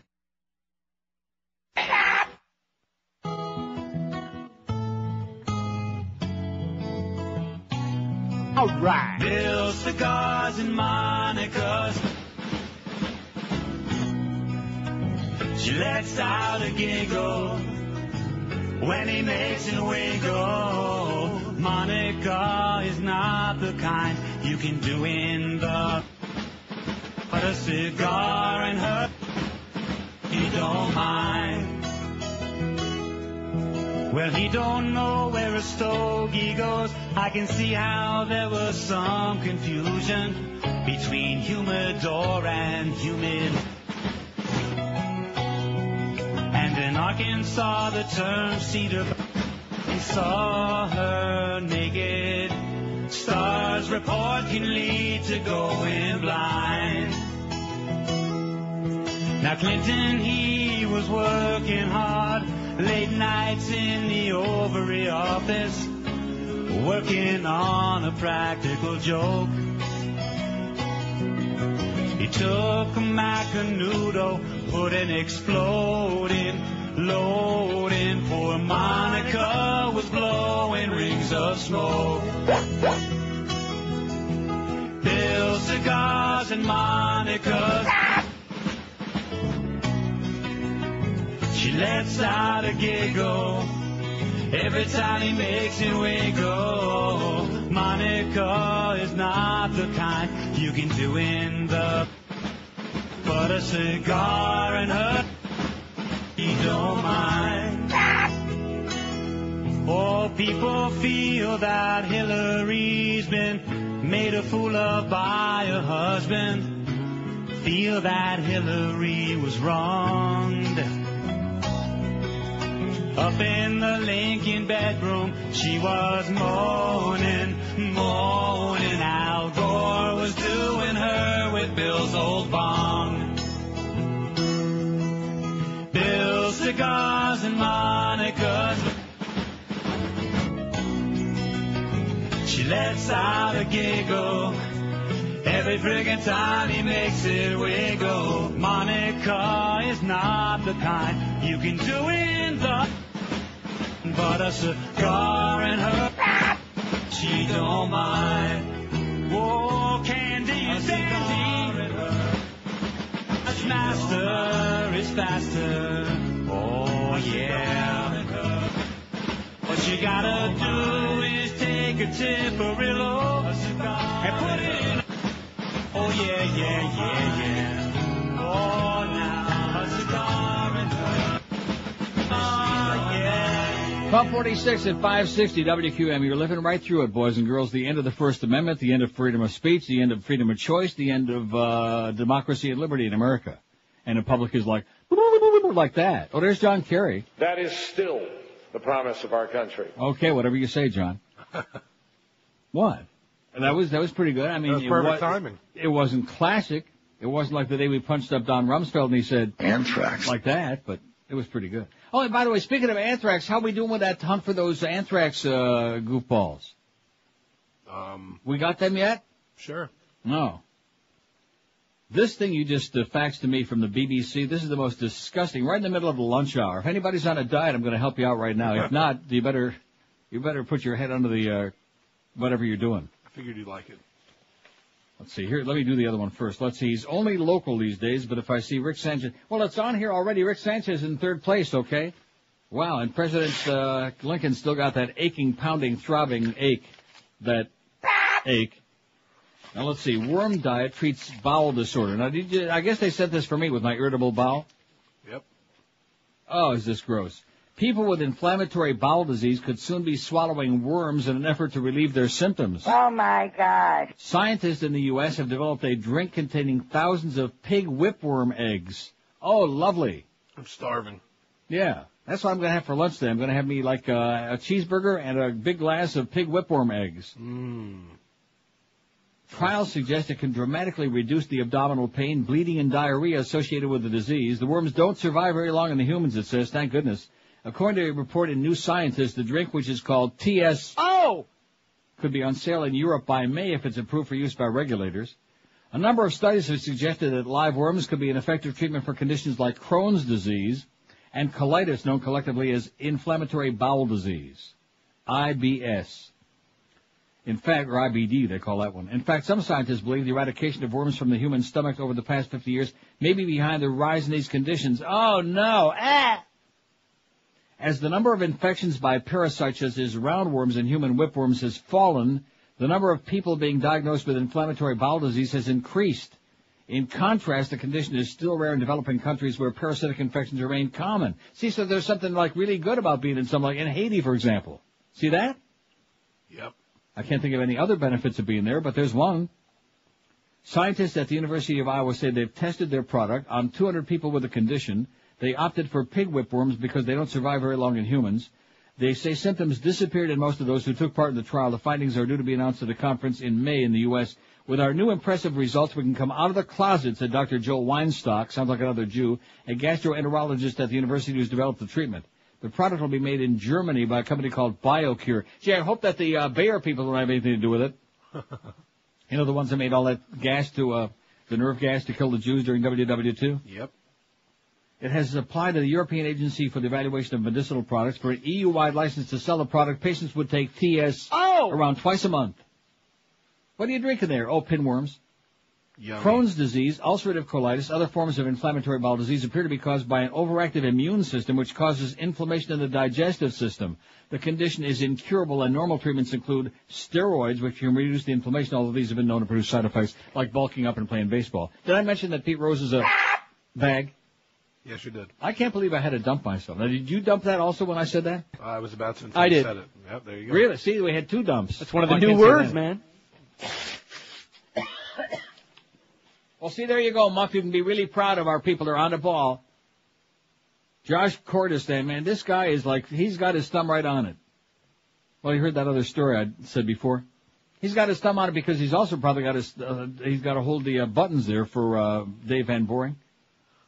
The cough button, the dump button, all those buttons there at the ballpark. Huh? No, listen, when you're going into a coma, when you're nodding off during I wouldn't be surprised if he puts himself into a coma. When it gets to be, middle of July, middle of August, 100 degrees in the shade in the ballpark. Come on, Dave, wake up. Kick him in the side a little bit there. Dave Van Boring, terminal, really bad guy. Not a bad guy, personal. That's not personal, it's business. One of the all-time worst. 5670560, pound 560 on the AT&T and Verizon Wireless line. Glad that everybody's whipped up about the Stanley Cup playoffs. Let's get some hockey talk going here. At Georgetown University here in Washington. I see that they're interrupting. John Kerry's making a very important address. Now, do you want to hear John Kerry if you're watching this, or do you want to hear Wolf Blitzkrieg? Nobody wants to hear Wolf Blitzkrieg. Get off the air, you Nazi bastard, you. Wolf freaking Blitzkrieg. Benefits for... See, he's still talking. Kerry's talking in and behind, but in the meantime, Wolf Blitzkrieg, and there we go again. That was the end of Kerry. Won't see him no more on there. Is that a disgrace or what? That is just, it's unacceptable. It's enough to make me want to put hockey on.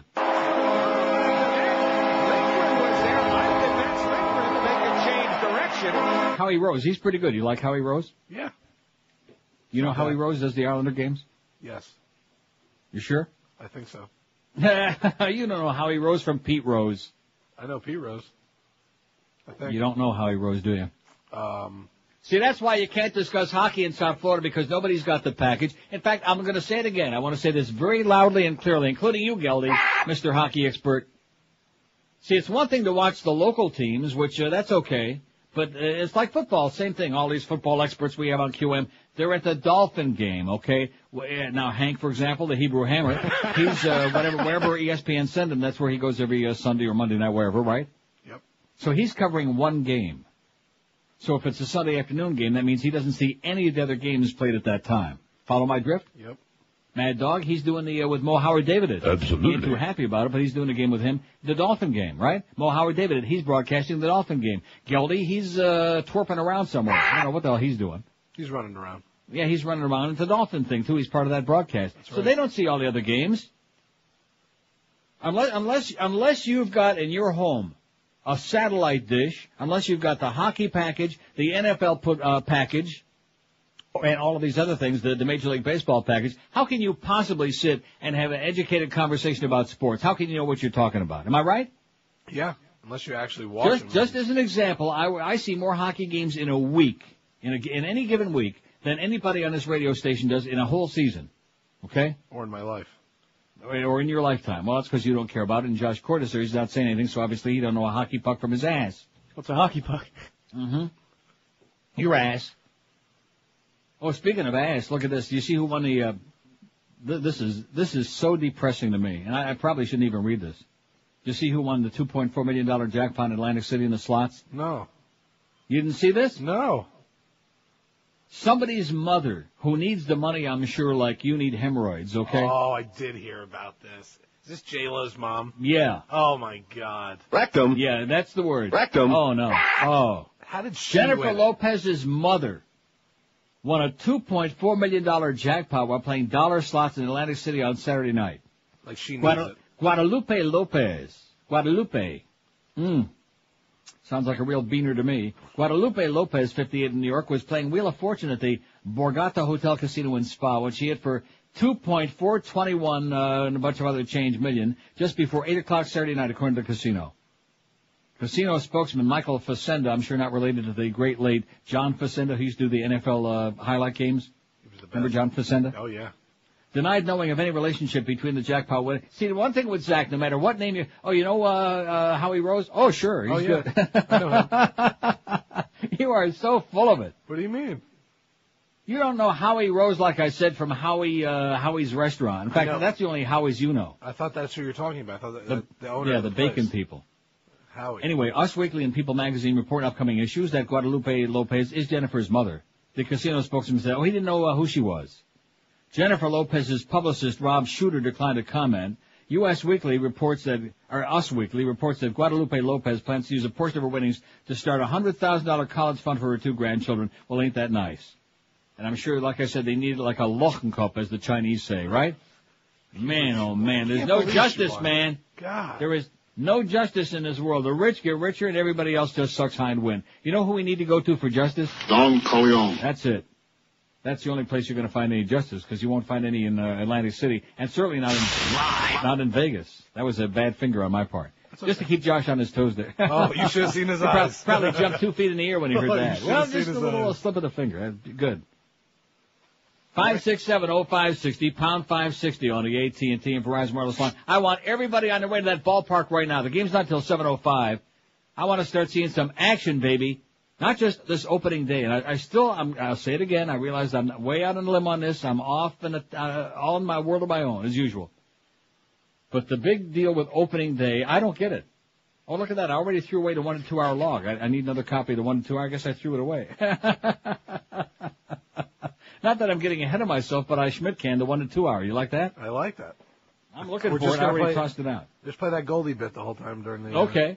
That's what you're going to hear between 1 and 2 all day today, folks. I like it. In fact, I have it in 2 different places because I know I'm going to be using it a lot. So I can do I can do a whole bunch of music.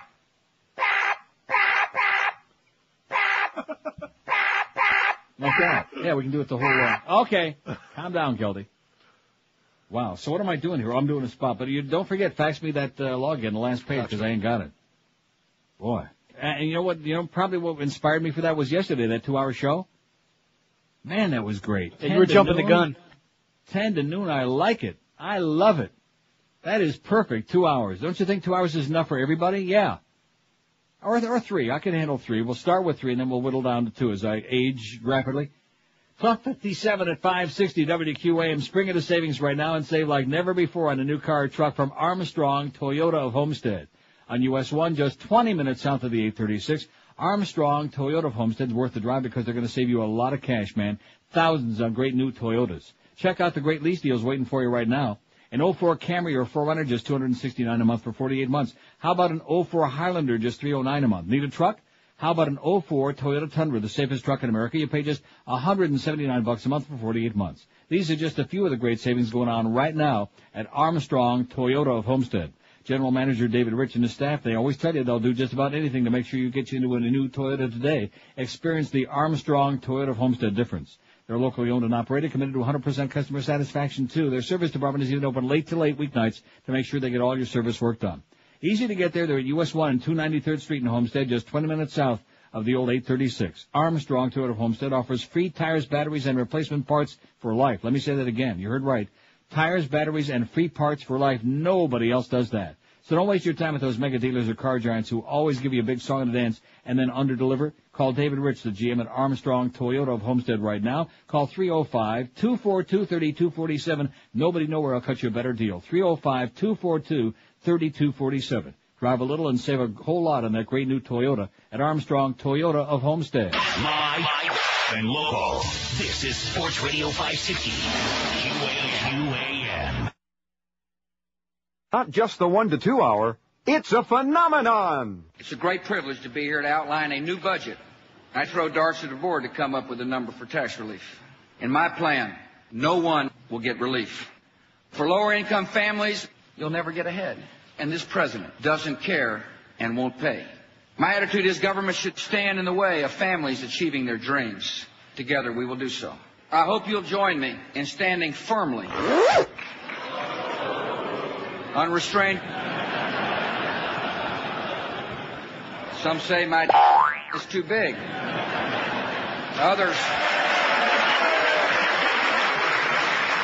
Others say it's too small.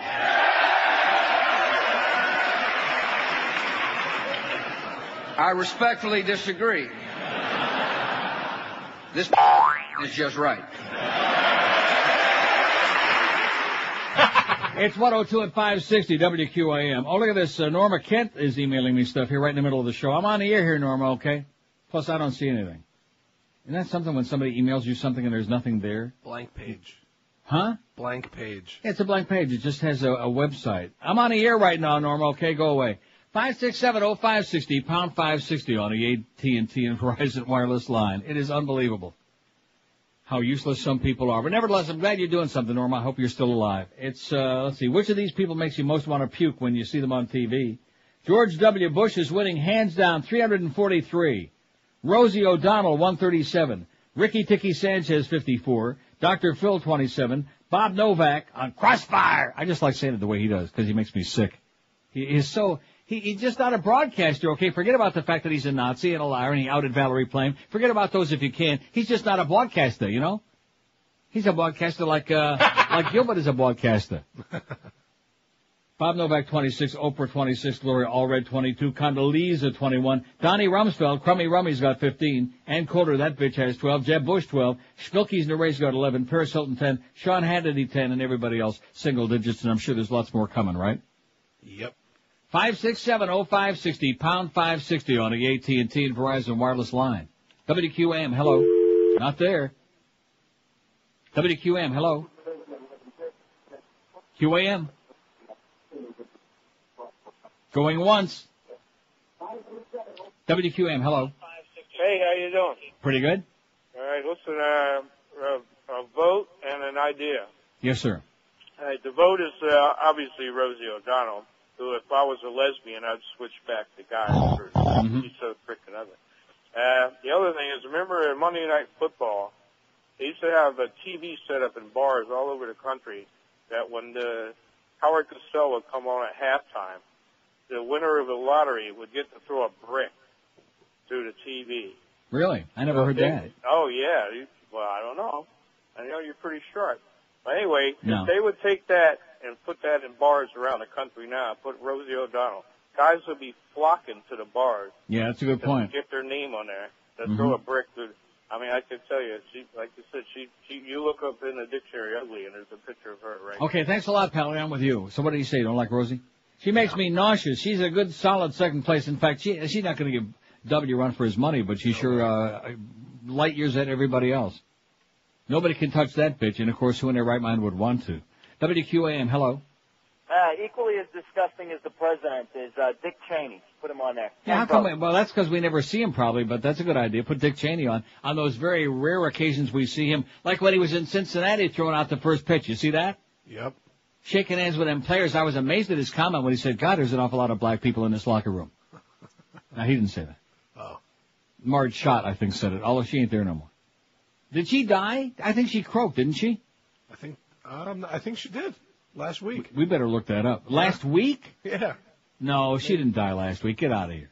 No, Maybe but she just quit. recently, I think she croaked because there were more stories about that bitch Marge Schott. What a nasty, rotten piece of crap she was. I did my research on Howie Rose, by the way. And I found out all about him now. So now if you ask me again, I could say, yes, I do know who he is. he's good. He's a very good announcer. He does the Islander games on whoever does Fox New York, whoever does their games. Yeah, Fox Sportsnet, I guess, out there. Right. And he's also doing the Mets stuff this year also. Is he really? The 2004 season will see Howie begin his role as a full-time radio announcer on all Met games. Well, I'll be damned. That's And that's part. Now, maybe that's the job that Boogster was going to get, or he was going to work with Howie Rose or whatever. Boog, I love you, baby. You're a good guy. You're a great talent, but you made a bad mistake if they really offered him that job, turning that down. Don't you think? I think New York is a great place to be. God. I mean, it's a very expensive place to live, and I realize maybe the money wasn't as good as whatever the Marlins might be paying him, which I doubt. But, man, to be there doing the Mets, what a stepping stone to greatness.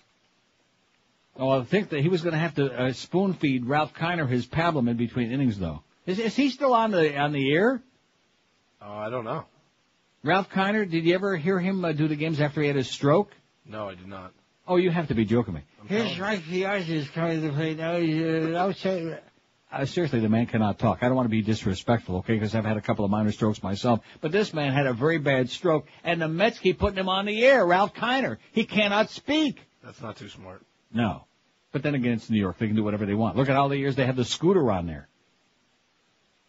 WQAM, hello. Yeah, did anybody suggest Bill O'Reilly? Not yet, but that's a magnificent choice. Thank you. Thank you very much. In fact, there it comes. There comes some of them pinworms.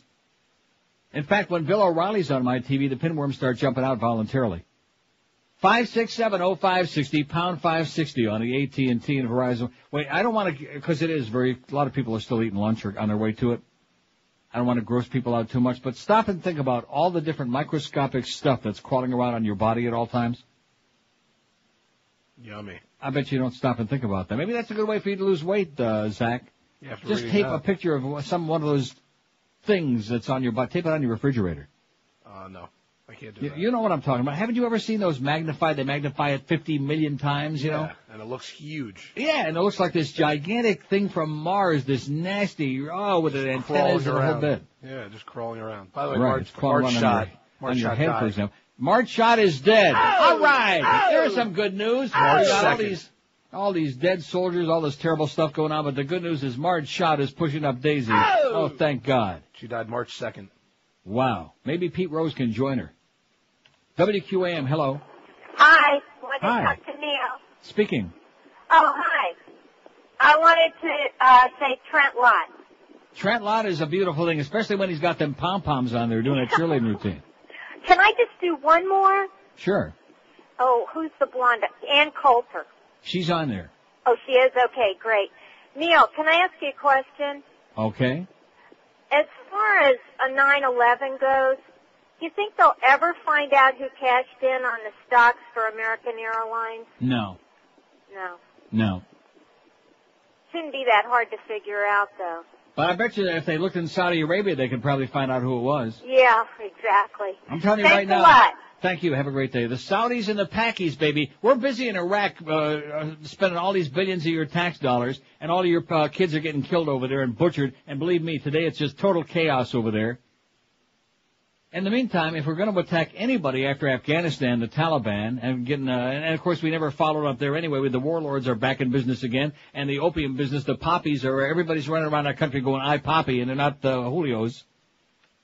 Bigger than ever. But the Saudis, why the hell did we never do it? They had the history of the Saudi royal family on the Biography Channel the other night. Very interesting, huh? Very depressing. And about how during the Arab oil embargo of 73, 74, they just arbitrarily quadrupled the price of oil overnight, bada bing, like that. That was the time if we had a president with any balls in there, which of course Nixon had his own problems during those days. See, that was the problem. Then we had Gerald Ford, who couldn't walk and chew gum at the same time. And then we had Jimmy Carter, that peanut farmer from Georgia, who spent most of his time running around trying to keep his brother from peeing in public. Yeah, that's right. That's what Jimmy had to do. He had to spend most of his time on the bat phone finding out where Billy Carter was all the time so they keep him from peeing on the side of buildings in public all the time. That was the prestigious Carter family. What a bunch of retards. In the meantime, we should have gone right into there to Saudi Arabia. We should have kicked their ass, thrown out the royal family, taken over the oil fields, and you people would be paying 15 cents a gallon of gas right now. Guaranteed. Right? Yeah. Instead it's $2. And I got news for you, mister. In some places in the U.S., by the end of the summer, it's going to be over $3. Because on the West Coast, it's already like $2.50 for premium. I'll start losing weight soon. I'll be walking everywhere. There you go. And as you're walking along, maybe some of them bugs are going to jump right off your body. Only if you put them. I'm serious. What you ought to do, they have these places. You can probably find it on the internet where they have pictures of fat. If you would take a picture of 10 pounds of human fat, I'm talking about a color picture, that yellow nasty, and just tape it on your refrigerator. I'd lose 100 pounds in 3 days. No, you wouldn't. You just eat out a lot more. That's all. That's it. 12 minutes after 1 at 560 WQM. If you're in a dead-end job like Zach, who's in 2 dead-end jobs, especially that sex job you got, man, the way things are going now, forget about that. I wouldn't make any long-range plans for that. I'm not. The sex police, the porno police, the word police, they're all out there. They're going to get you. But anyway, if you're underpaid and overworked and you just don't have 4 years to waste on college or the money to pay for that expensive tuition, this could be the answer to your prayers. Fast Train. Call them today. What do you got to lose beside that crappy job and that schmuck of a boss? Call toll-free 1-866-FAST-TRAIN because these folks can really have you trained and certified for a great new, high-paying computer network professional career, and they can do it as short as 4 months. You can be fully trained and ready for that new career by the end of the summer. Fast Train offers day, evening, weekend classes to fit around your schedule no matter what it is. Fast Train offers job placement assistance and financial aid to people who qualify too. They've got 7 convenient Florida locations to serve you, so don't delay. Check them on the web if you like first, fasttrain.com, and then make that call that can get you out of your rut, change your life for good. Call toll-free 1-866-FAST-TRAIN, and be sure and tell them when you call. This will really put you ahead of the pack that Todd Dreck told you to call. 1-866-FAST-TRAIN. Live and local. This is Sports Radio 560. QAM.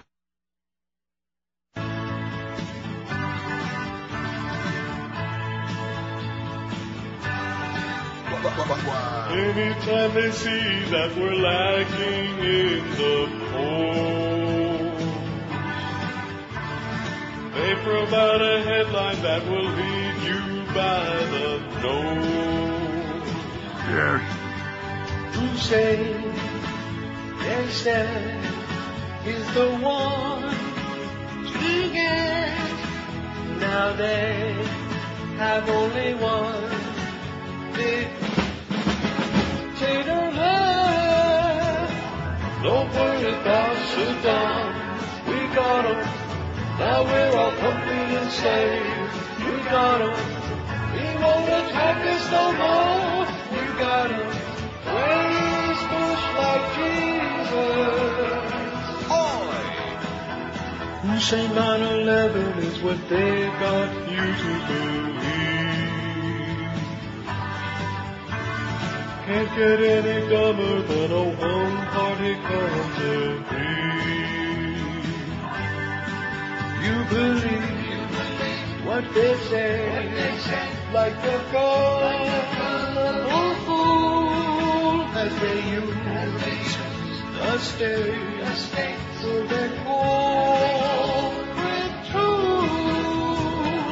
Of the election on, we got 'em. All right. Bush is God and King, we got 'em. Get down on your knees, we got 'em.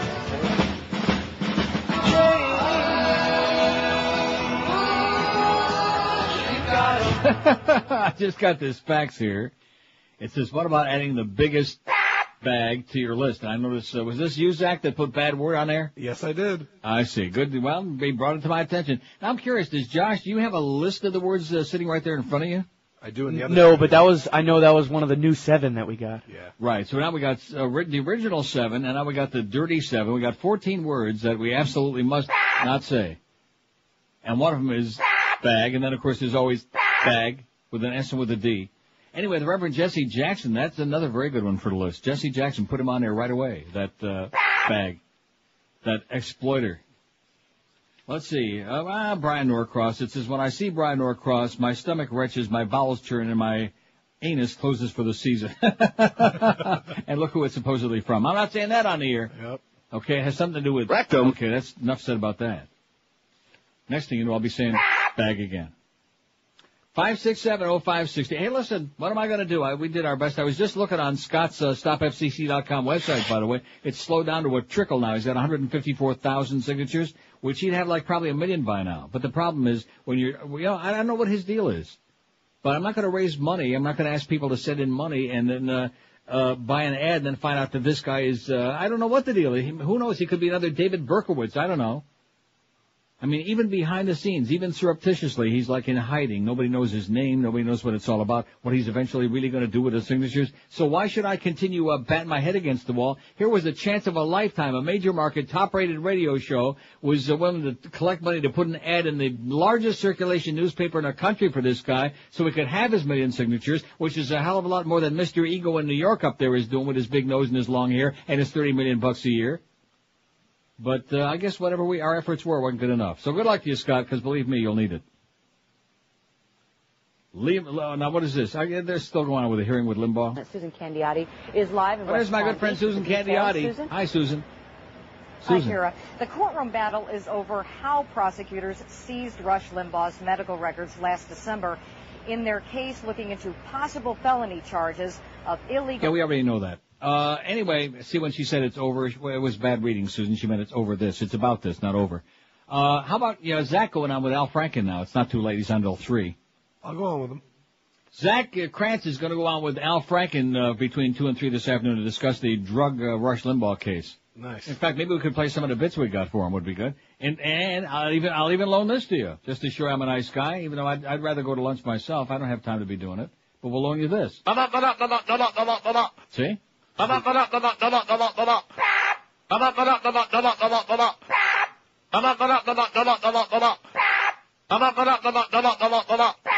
you go. That's perfect. That make Al Franken's audience wake up and listen. Sure be a lot more entertaining than what he's probably doing. He's just, he's another guy that's good in print, but he's wooden. He's just not going to cut it. I could be wrong. I hope I'm wrong. I just don't see it. WQAM, hello. Hello. Yes, sir. Yeah, I wanted to check to see if you guys have an archive for your beaded curtain. On your website? Oh, no, not yet. We don't. Oh, okay, thanks. Who did you miss? I missed yesterday Nastasia Henstridge. Oh, damn it. It was a great picture, too, by the way. Yeah, she's one of my favorites. Well, sorry. But we'll, don't give up hope. We'll have it for you. That sounds great. Thank you. Okay, stay alive and we'll have it for you. Natasha Hinsky. She was on her yesterday. Did you see that? I didn't see it. He sounded so depressed about that. Yeah, he was Huh? mad. He sounded so depressed. Look, let me tell you, he was depressed. Look, if there was somebody hot that you liked on there, we had stark naked behind our beaded curtain, and you missed it and it was not nowhere to be seen again, you'd be pretty damn PO'd, believe me. Like Lucy Liu? Like Lucy Liu, for example. Did you see Lucy Liu? I haven't. I'm sorry, I said pretty hot. Now, that's just Josh being a smart ass again because he likes Lucy Liu. Zach. Brother. She's wow, that is so sad. She is marginal at best. Anyway, I guess she's got the right parts, though. We got Marilyn Monroe today. It is not the greatest Marilyn Monroe picture in the history of mankind, but it's okay. I'll give it about an 8.5 on a scale of 10, wouldn't you? Yeah, about an 8.5. Behind a beaded curtain, and there she is, and at least her there they are, unencumbered by any kind of clothing, etc. Look at that. Well, there's one of them anyway. I mean, what more do you want? I bet you Joe DiMaggio never saw that much. Can you believe that she actually did Joe DiMaggio? I'm sorry, I'm just not buying it. I know that she had perpetually bad taste. She married Arthur Miller, who was one of the ugliest human beings on the face of the earth. Made Zach and me look like Brad Pitt. All right. And Joe DiMaggio. And who else? Did she marry somebody else? I think that was it. But man, oh man, were they ugly, ugly, ugly, ugly guys. 56705, but at least Joe DiMaggio had a really big batting average. WQAM, hello. Hi, is Neil there? Yes, sir, speaking. Hey, how about Donald Trump? Yeah, I'm with you, man. I've had it with him. I'm just oversaturated with a Trumpmeister. Especially because of the recent fame crap. What's up with that? Yeah. Yeah, awful. All right, Thanks, Pally. Good Bye. choice. Very good choice. With a bad hair. That show, you know what that reminds me of?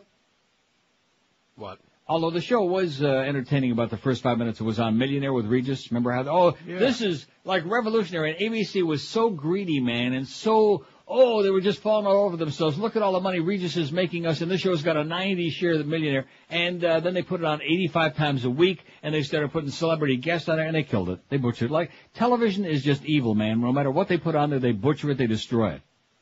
Isn't there a Super And now Millionaire? The hottest show is this Donald Trump thing, so people can go on and see other people getting humiliated and getting fired at it. The Apprentice. I like The Apprentice.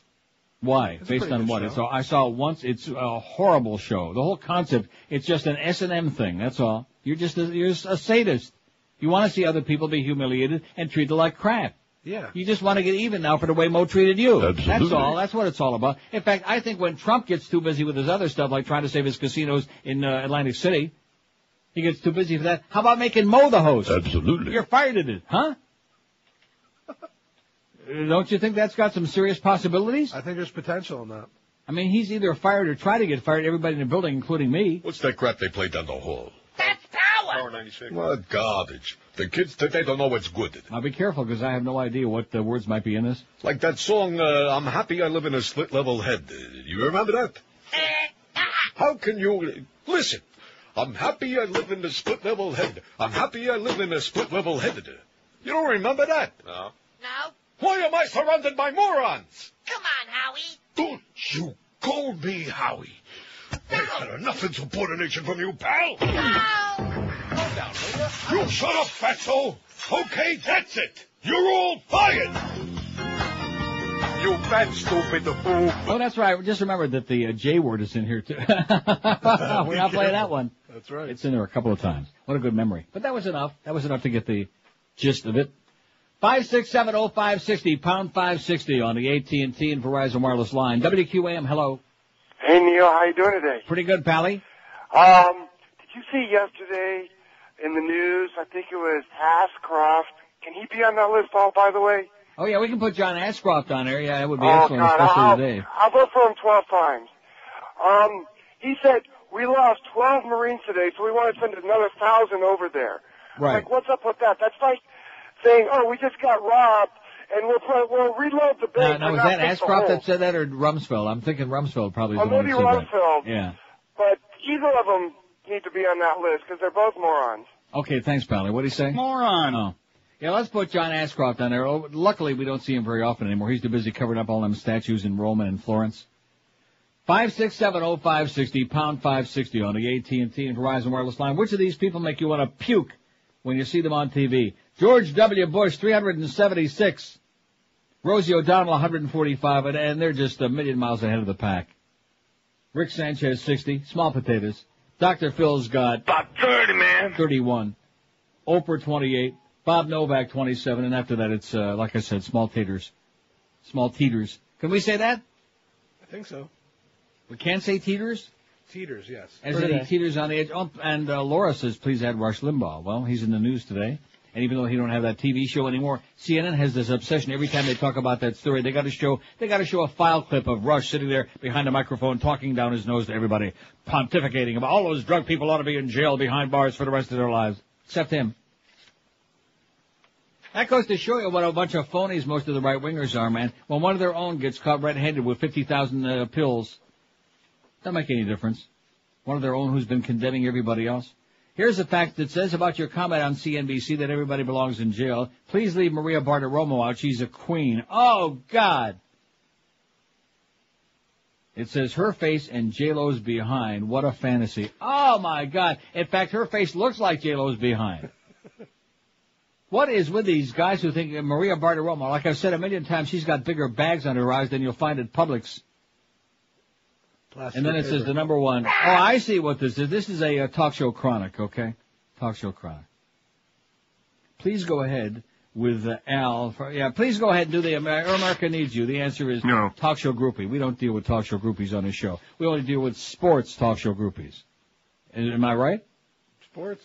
Because all we care about here, now you got to say it right. Sport. That's more like Sports. it. 120. That was me, sorry. Sport. Or, here's one more, now listen. Sport.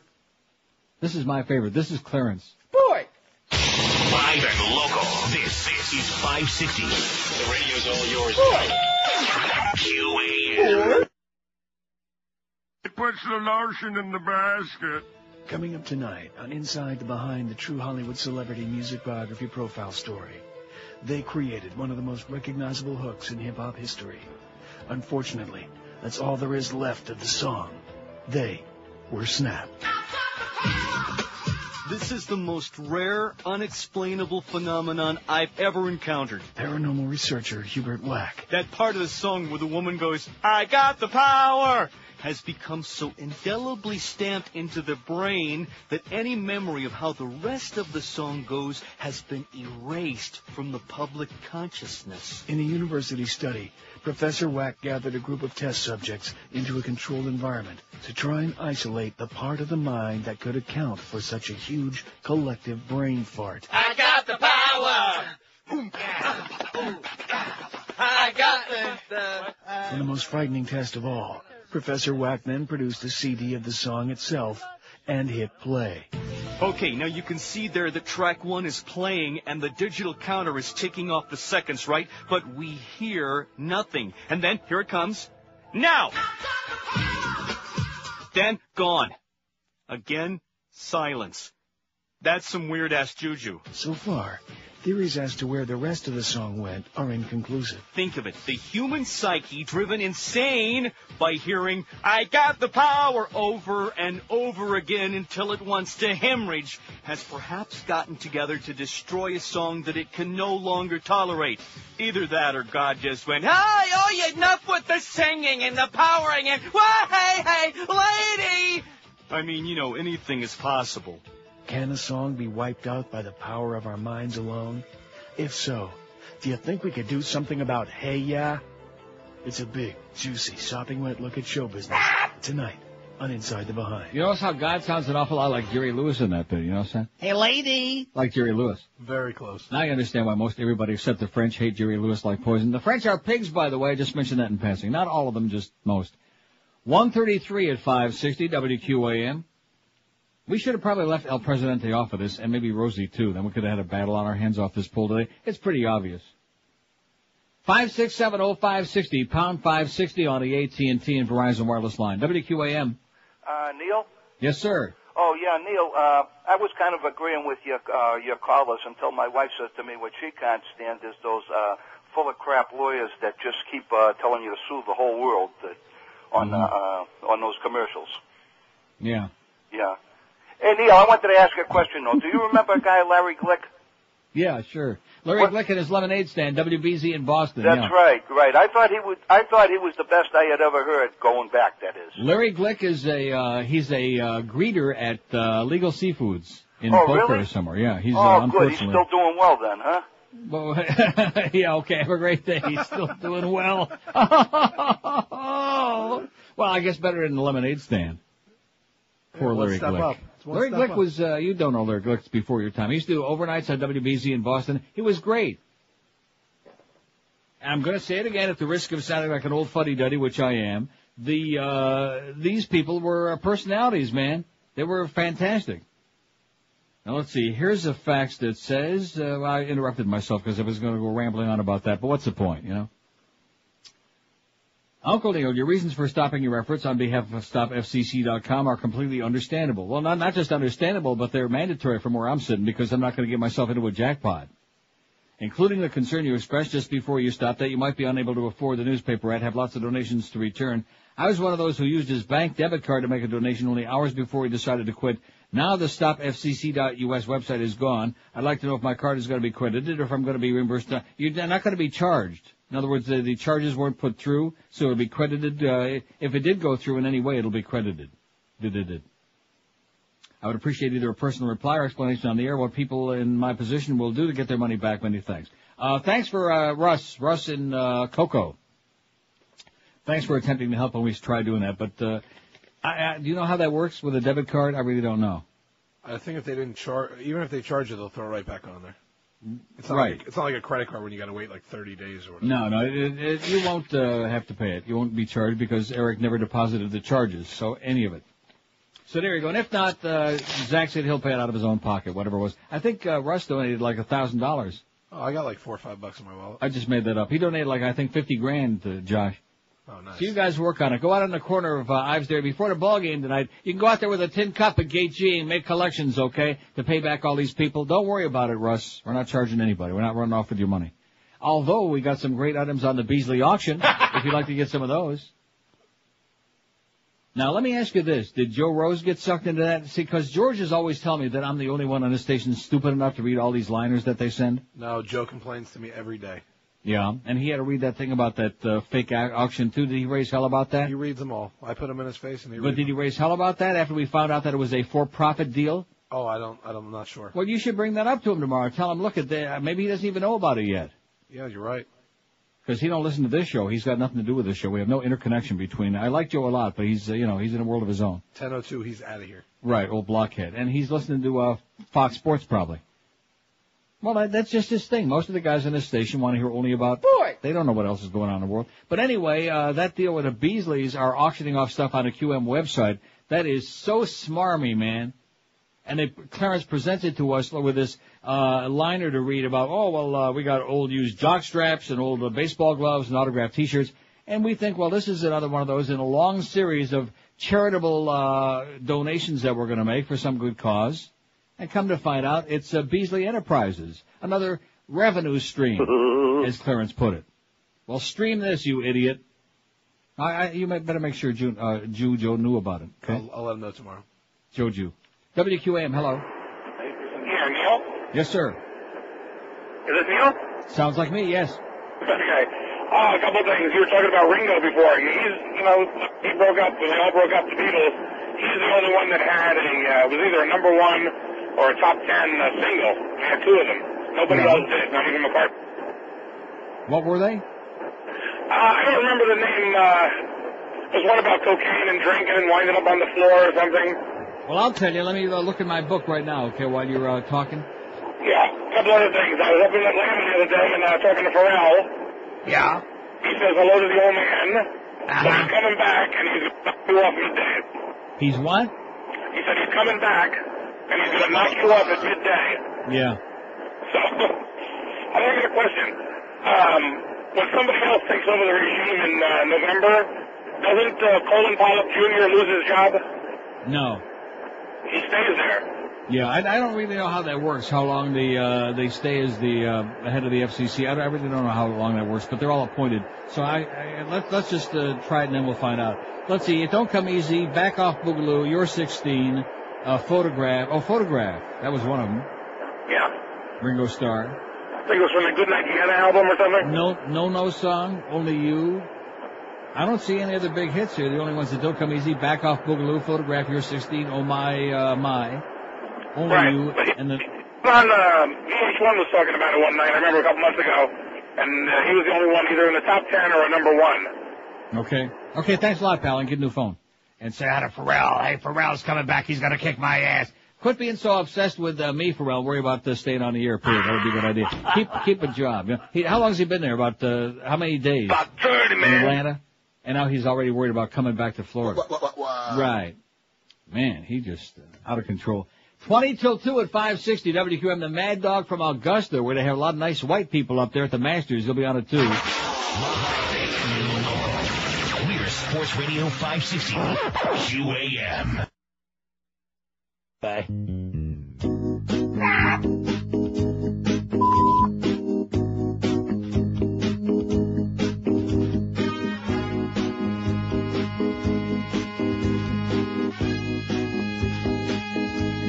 Oh!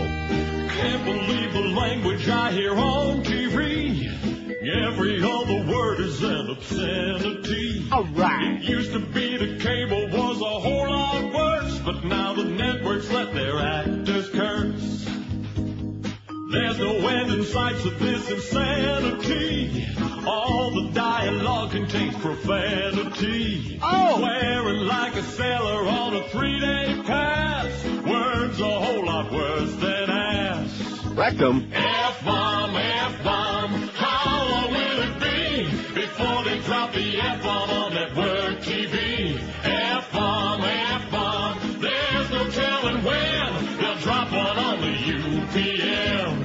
Please don't say the F word. Okay, we won't because Josh has got his finger on it right now, man. He's just leaning on it heavy.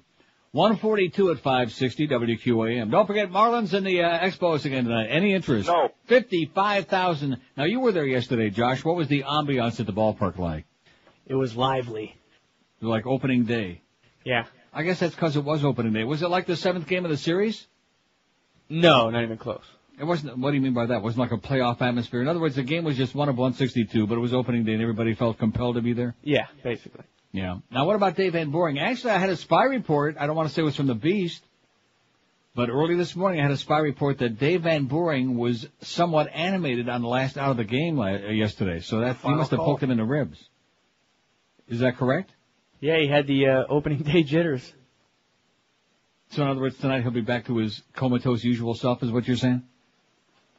5670560 #5. Now, does he doesn't comment to you about any of the things that are said about him on this radio station. Do you ever have any verbal interchange about that? No, he hasn't said anything to me about that yet. No, he don't listen to this station. And you want to know why? Because he's like Clarence, and he's like the ex-jocks. Sport. That's it. That's his thing. Sports, he's all about sport. Right, that's all. Don't want to hear all this heathen crap going on here in the midday, this anti-sports stuff. George W. Bush, which of these people makes you want to puke when you see them on TV? W's got 399. One more for 400. He'll do it. You can do it, W. I got confidence in you. Rosie O'Donnell, 157.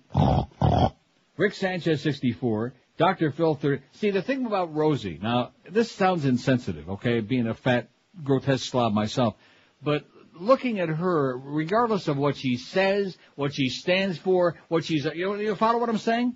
I do. Even if you agreed with a lot of what she said, which other than gun control, I can't think of anything else I agree with her on, but she's just so nauseating to look at. Is it the New York thing? Is it the fat? I think what it is, it's all of these things. Yeah, a combination of just that whole ball of wax, and I do mean wax. Man, oh God. Dr. Phil's got 36. He's disgusting. Oprah, look at that. He's even leading Oprah. She's got about 30, man. Bob Novak, 28. Gloria Allred, 26. Condoleezza, 24. Ann Coulter, 17. Crummy Rummy Rumsfeld, 16. And Sean Hannity, 15. Spilky's DeRay, 15. She ain't doing bad. Now, the good news for you is that tomorrow we got Condoleezza, right? That's right. And since we got, we're hooked up to every, we got it. You want the BBC? Well, sure. You don't have it. I don't think we have it. But I got it.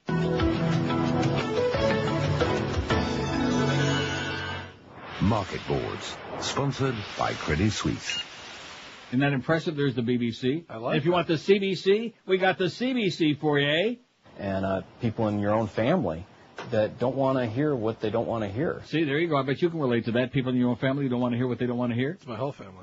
We got MSNBC. They'll give you the MS even though nobody's watching. Chris Matthews is a great interviewer. You, sir, are against this war. Why? Chris hits you hard, and if you don't answer, he comes back at you. We're not getting anywhere unless you answer my questions. He sure talks funny, though. Only Chris Matthews, he talks really funny. And then, of course, we got Certainly Not News Network, which we're glued to just round the clock because they might actually someday tell us the truth, but I doubt it. At Franklin CNN, they're in a commercial break. So there you go. We'll be hooked up with Condoleezza, and we'll put some of that crap on so that people at work don't feel like they're missing something really dramatic, right? Because everybody in the world is hanging on every word coming between their teeth, I would think. 5670560, pound 560 on the AT&T and Verizon wireless line. Let me tell you again, if you want the real news, go to the Internet. Go to the CBC, go to the BBC, or go to hell. But you'll never find it on the American networks. Never, ever. WQAM, hello. Yes, Neil. Yes, sir. Maybe Yeah, PBS. I have an idea for a future poll. Yes, sir. What famous personalities do we think that have hit the wall? Like, actors and actresses that used to be beautiful, just hit that ugly wall.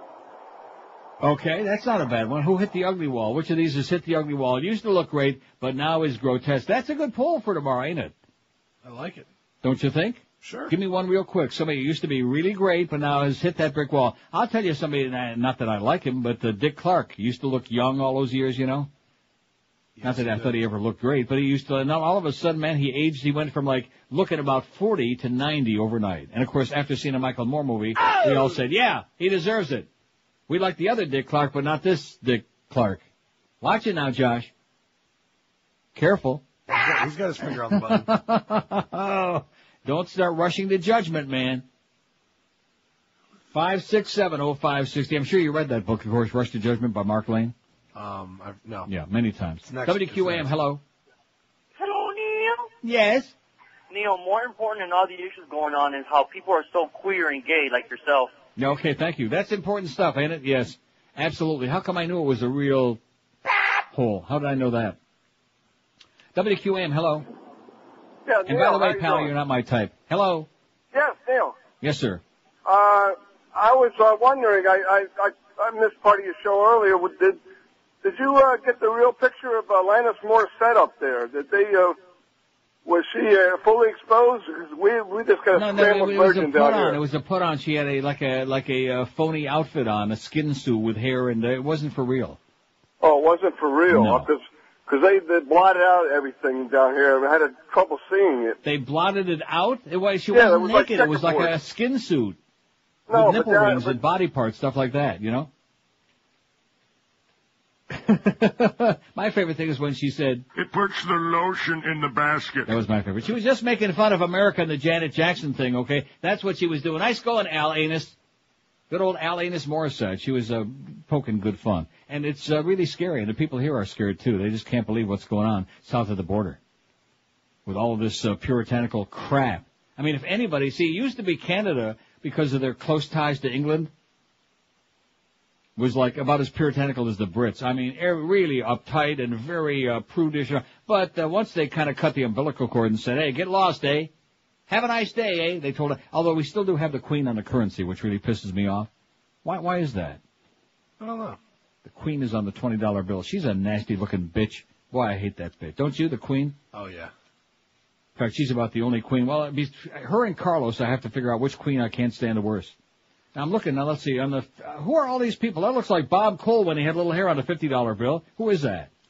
Bob Cole called the worst game in history in that last game of the season, Ottawa and the Leafs. You know Bob Cole, don't you, CBC? Oh, yeah, sure. Hockey Night in Canada. You don't know who any of these people are. In fact, I don't think you've ever been to a hockey game in your life. What is hockey? $20 bill. That's what the Queen is on. But other than that, she's still on the currency, but they cut the cord, and now we're making gigantic strides. You know, whether it's gay marriage and pot and all of these things, you know, and like moving into all the stuff, stem cell research, moving ahead, forward as opposed to backward.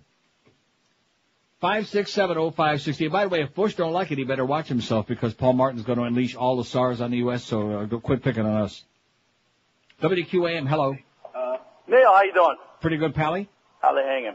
All right. Did anybody call you regarding... No, wait, you're supposed to say how they... Anybody call you regarding one of the categories in the Nickelodeon awards they had on Nickelodeon last week? No.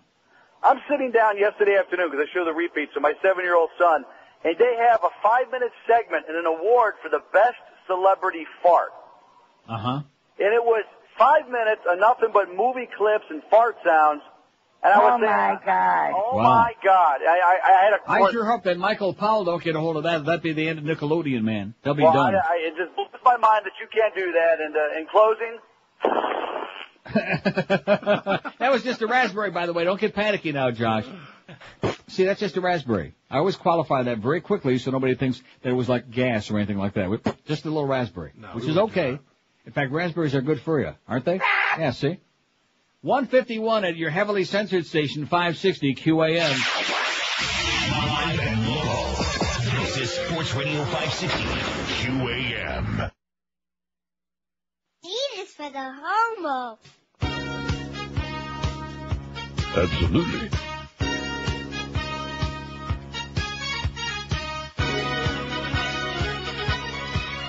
Oh! George Bush, there's a place you can land so that you can avoid Vietnam. Now you said you served active duty just fine. Might you be absent in your mind, George Bush?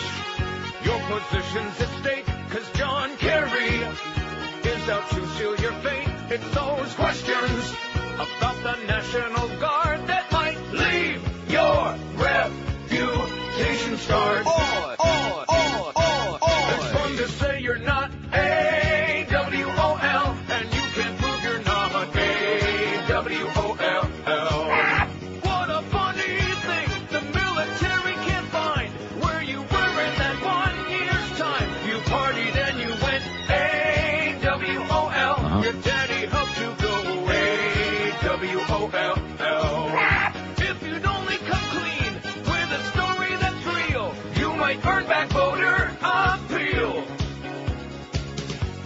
Not in this crowd. You want 156 at 560 WQM. Well, what a lineup we got today, man. Everybody is just somewhere. What have I always said? If you can be out of that building, that's always the best place to be. I like the way that thing ends, too, don't you? Yeah. I'm sitting here on my ass in Toronto where the sun is shining. It's going to be outfitted today. Not too bad. I'll take it. Mad Dog is at the Masters in Augusta with all those nice white males up there, except for the Tiger. He's the minority. They let him in. He'll be along at 2. The Humper from the Heat, where the white people are the ones in the stands. That'll be from 4 to 6:30. Then we got Marlins on deck, 6:30 to 7:05.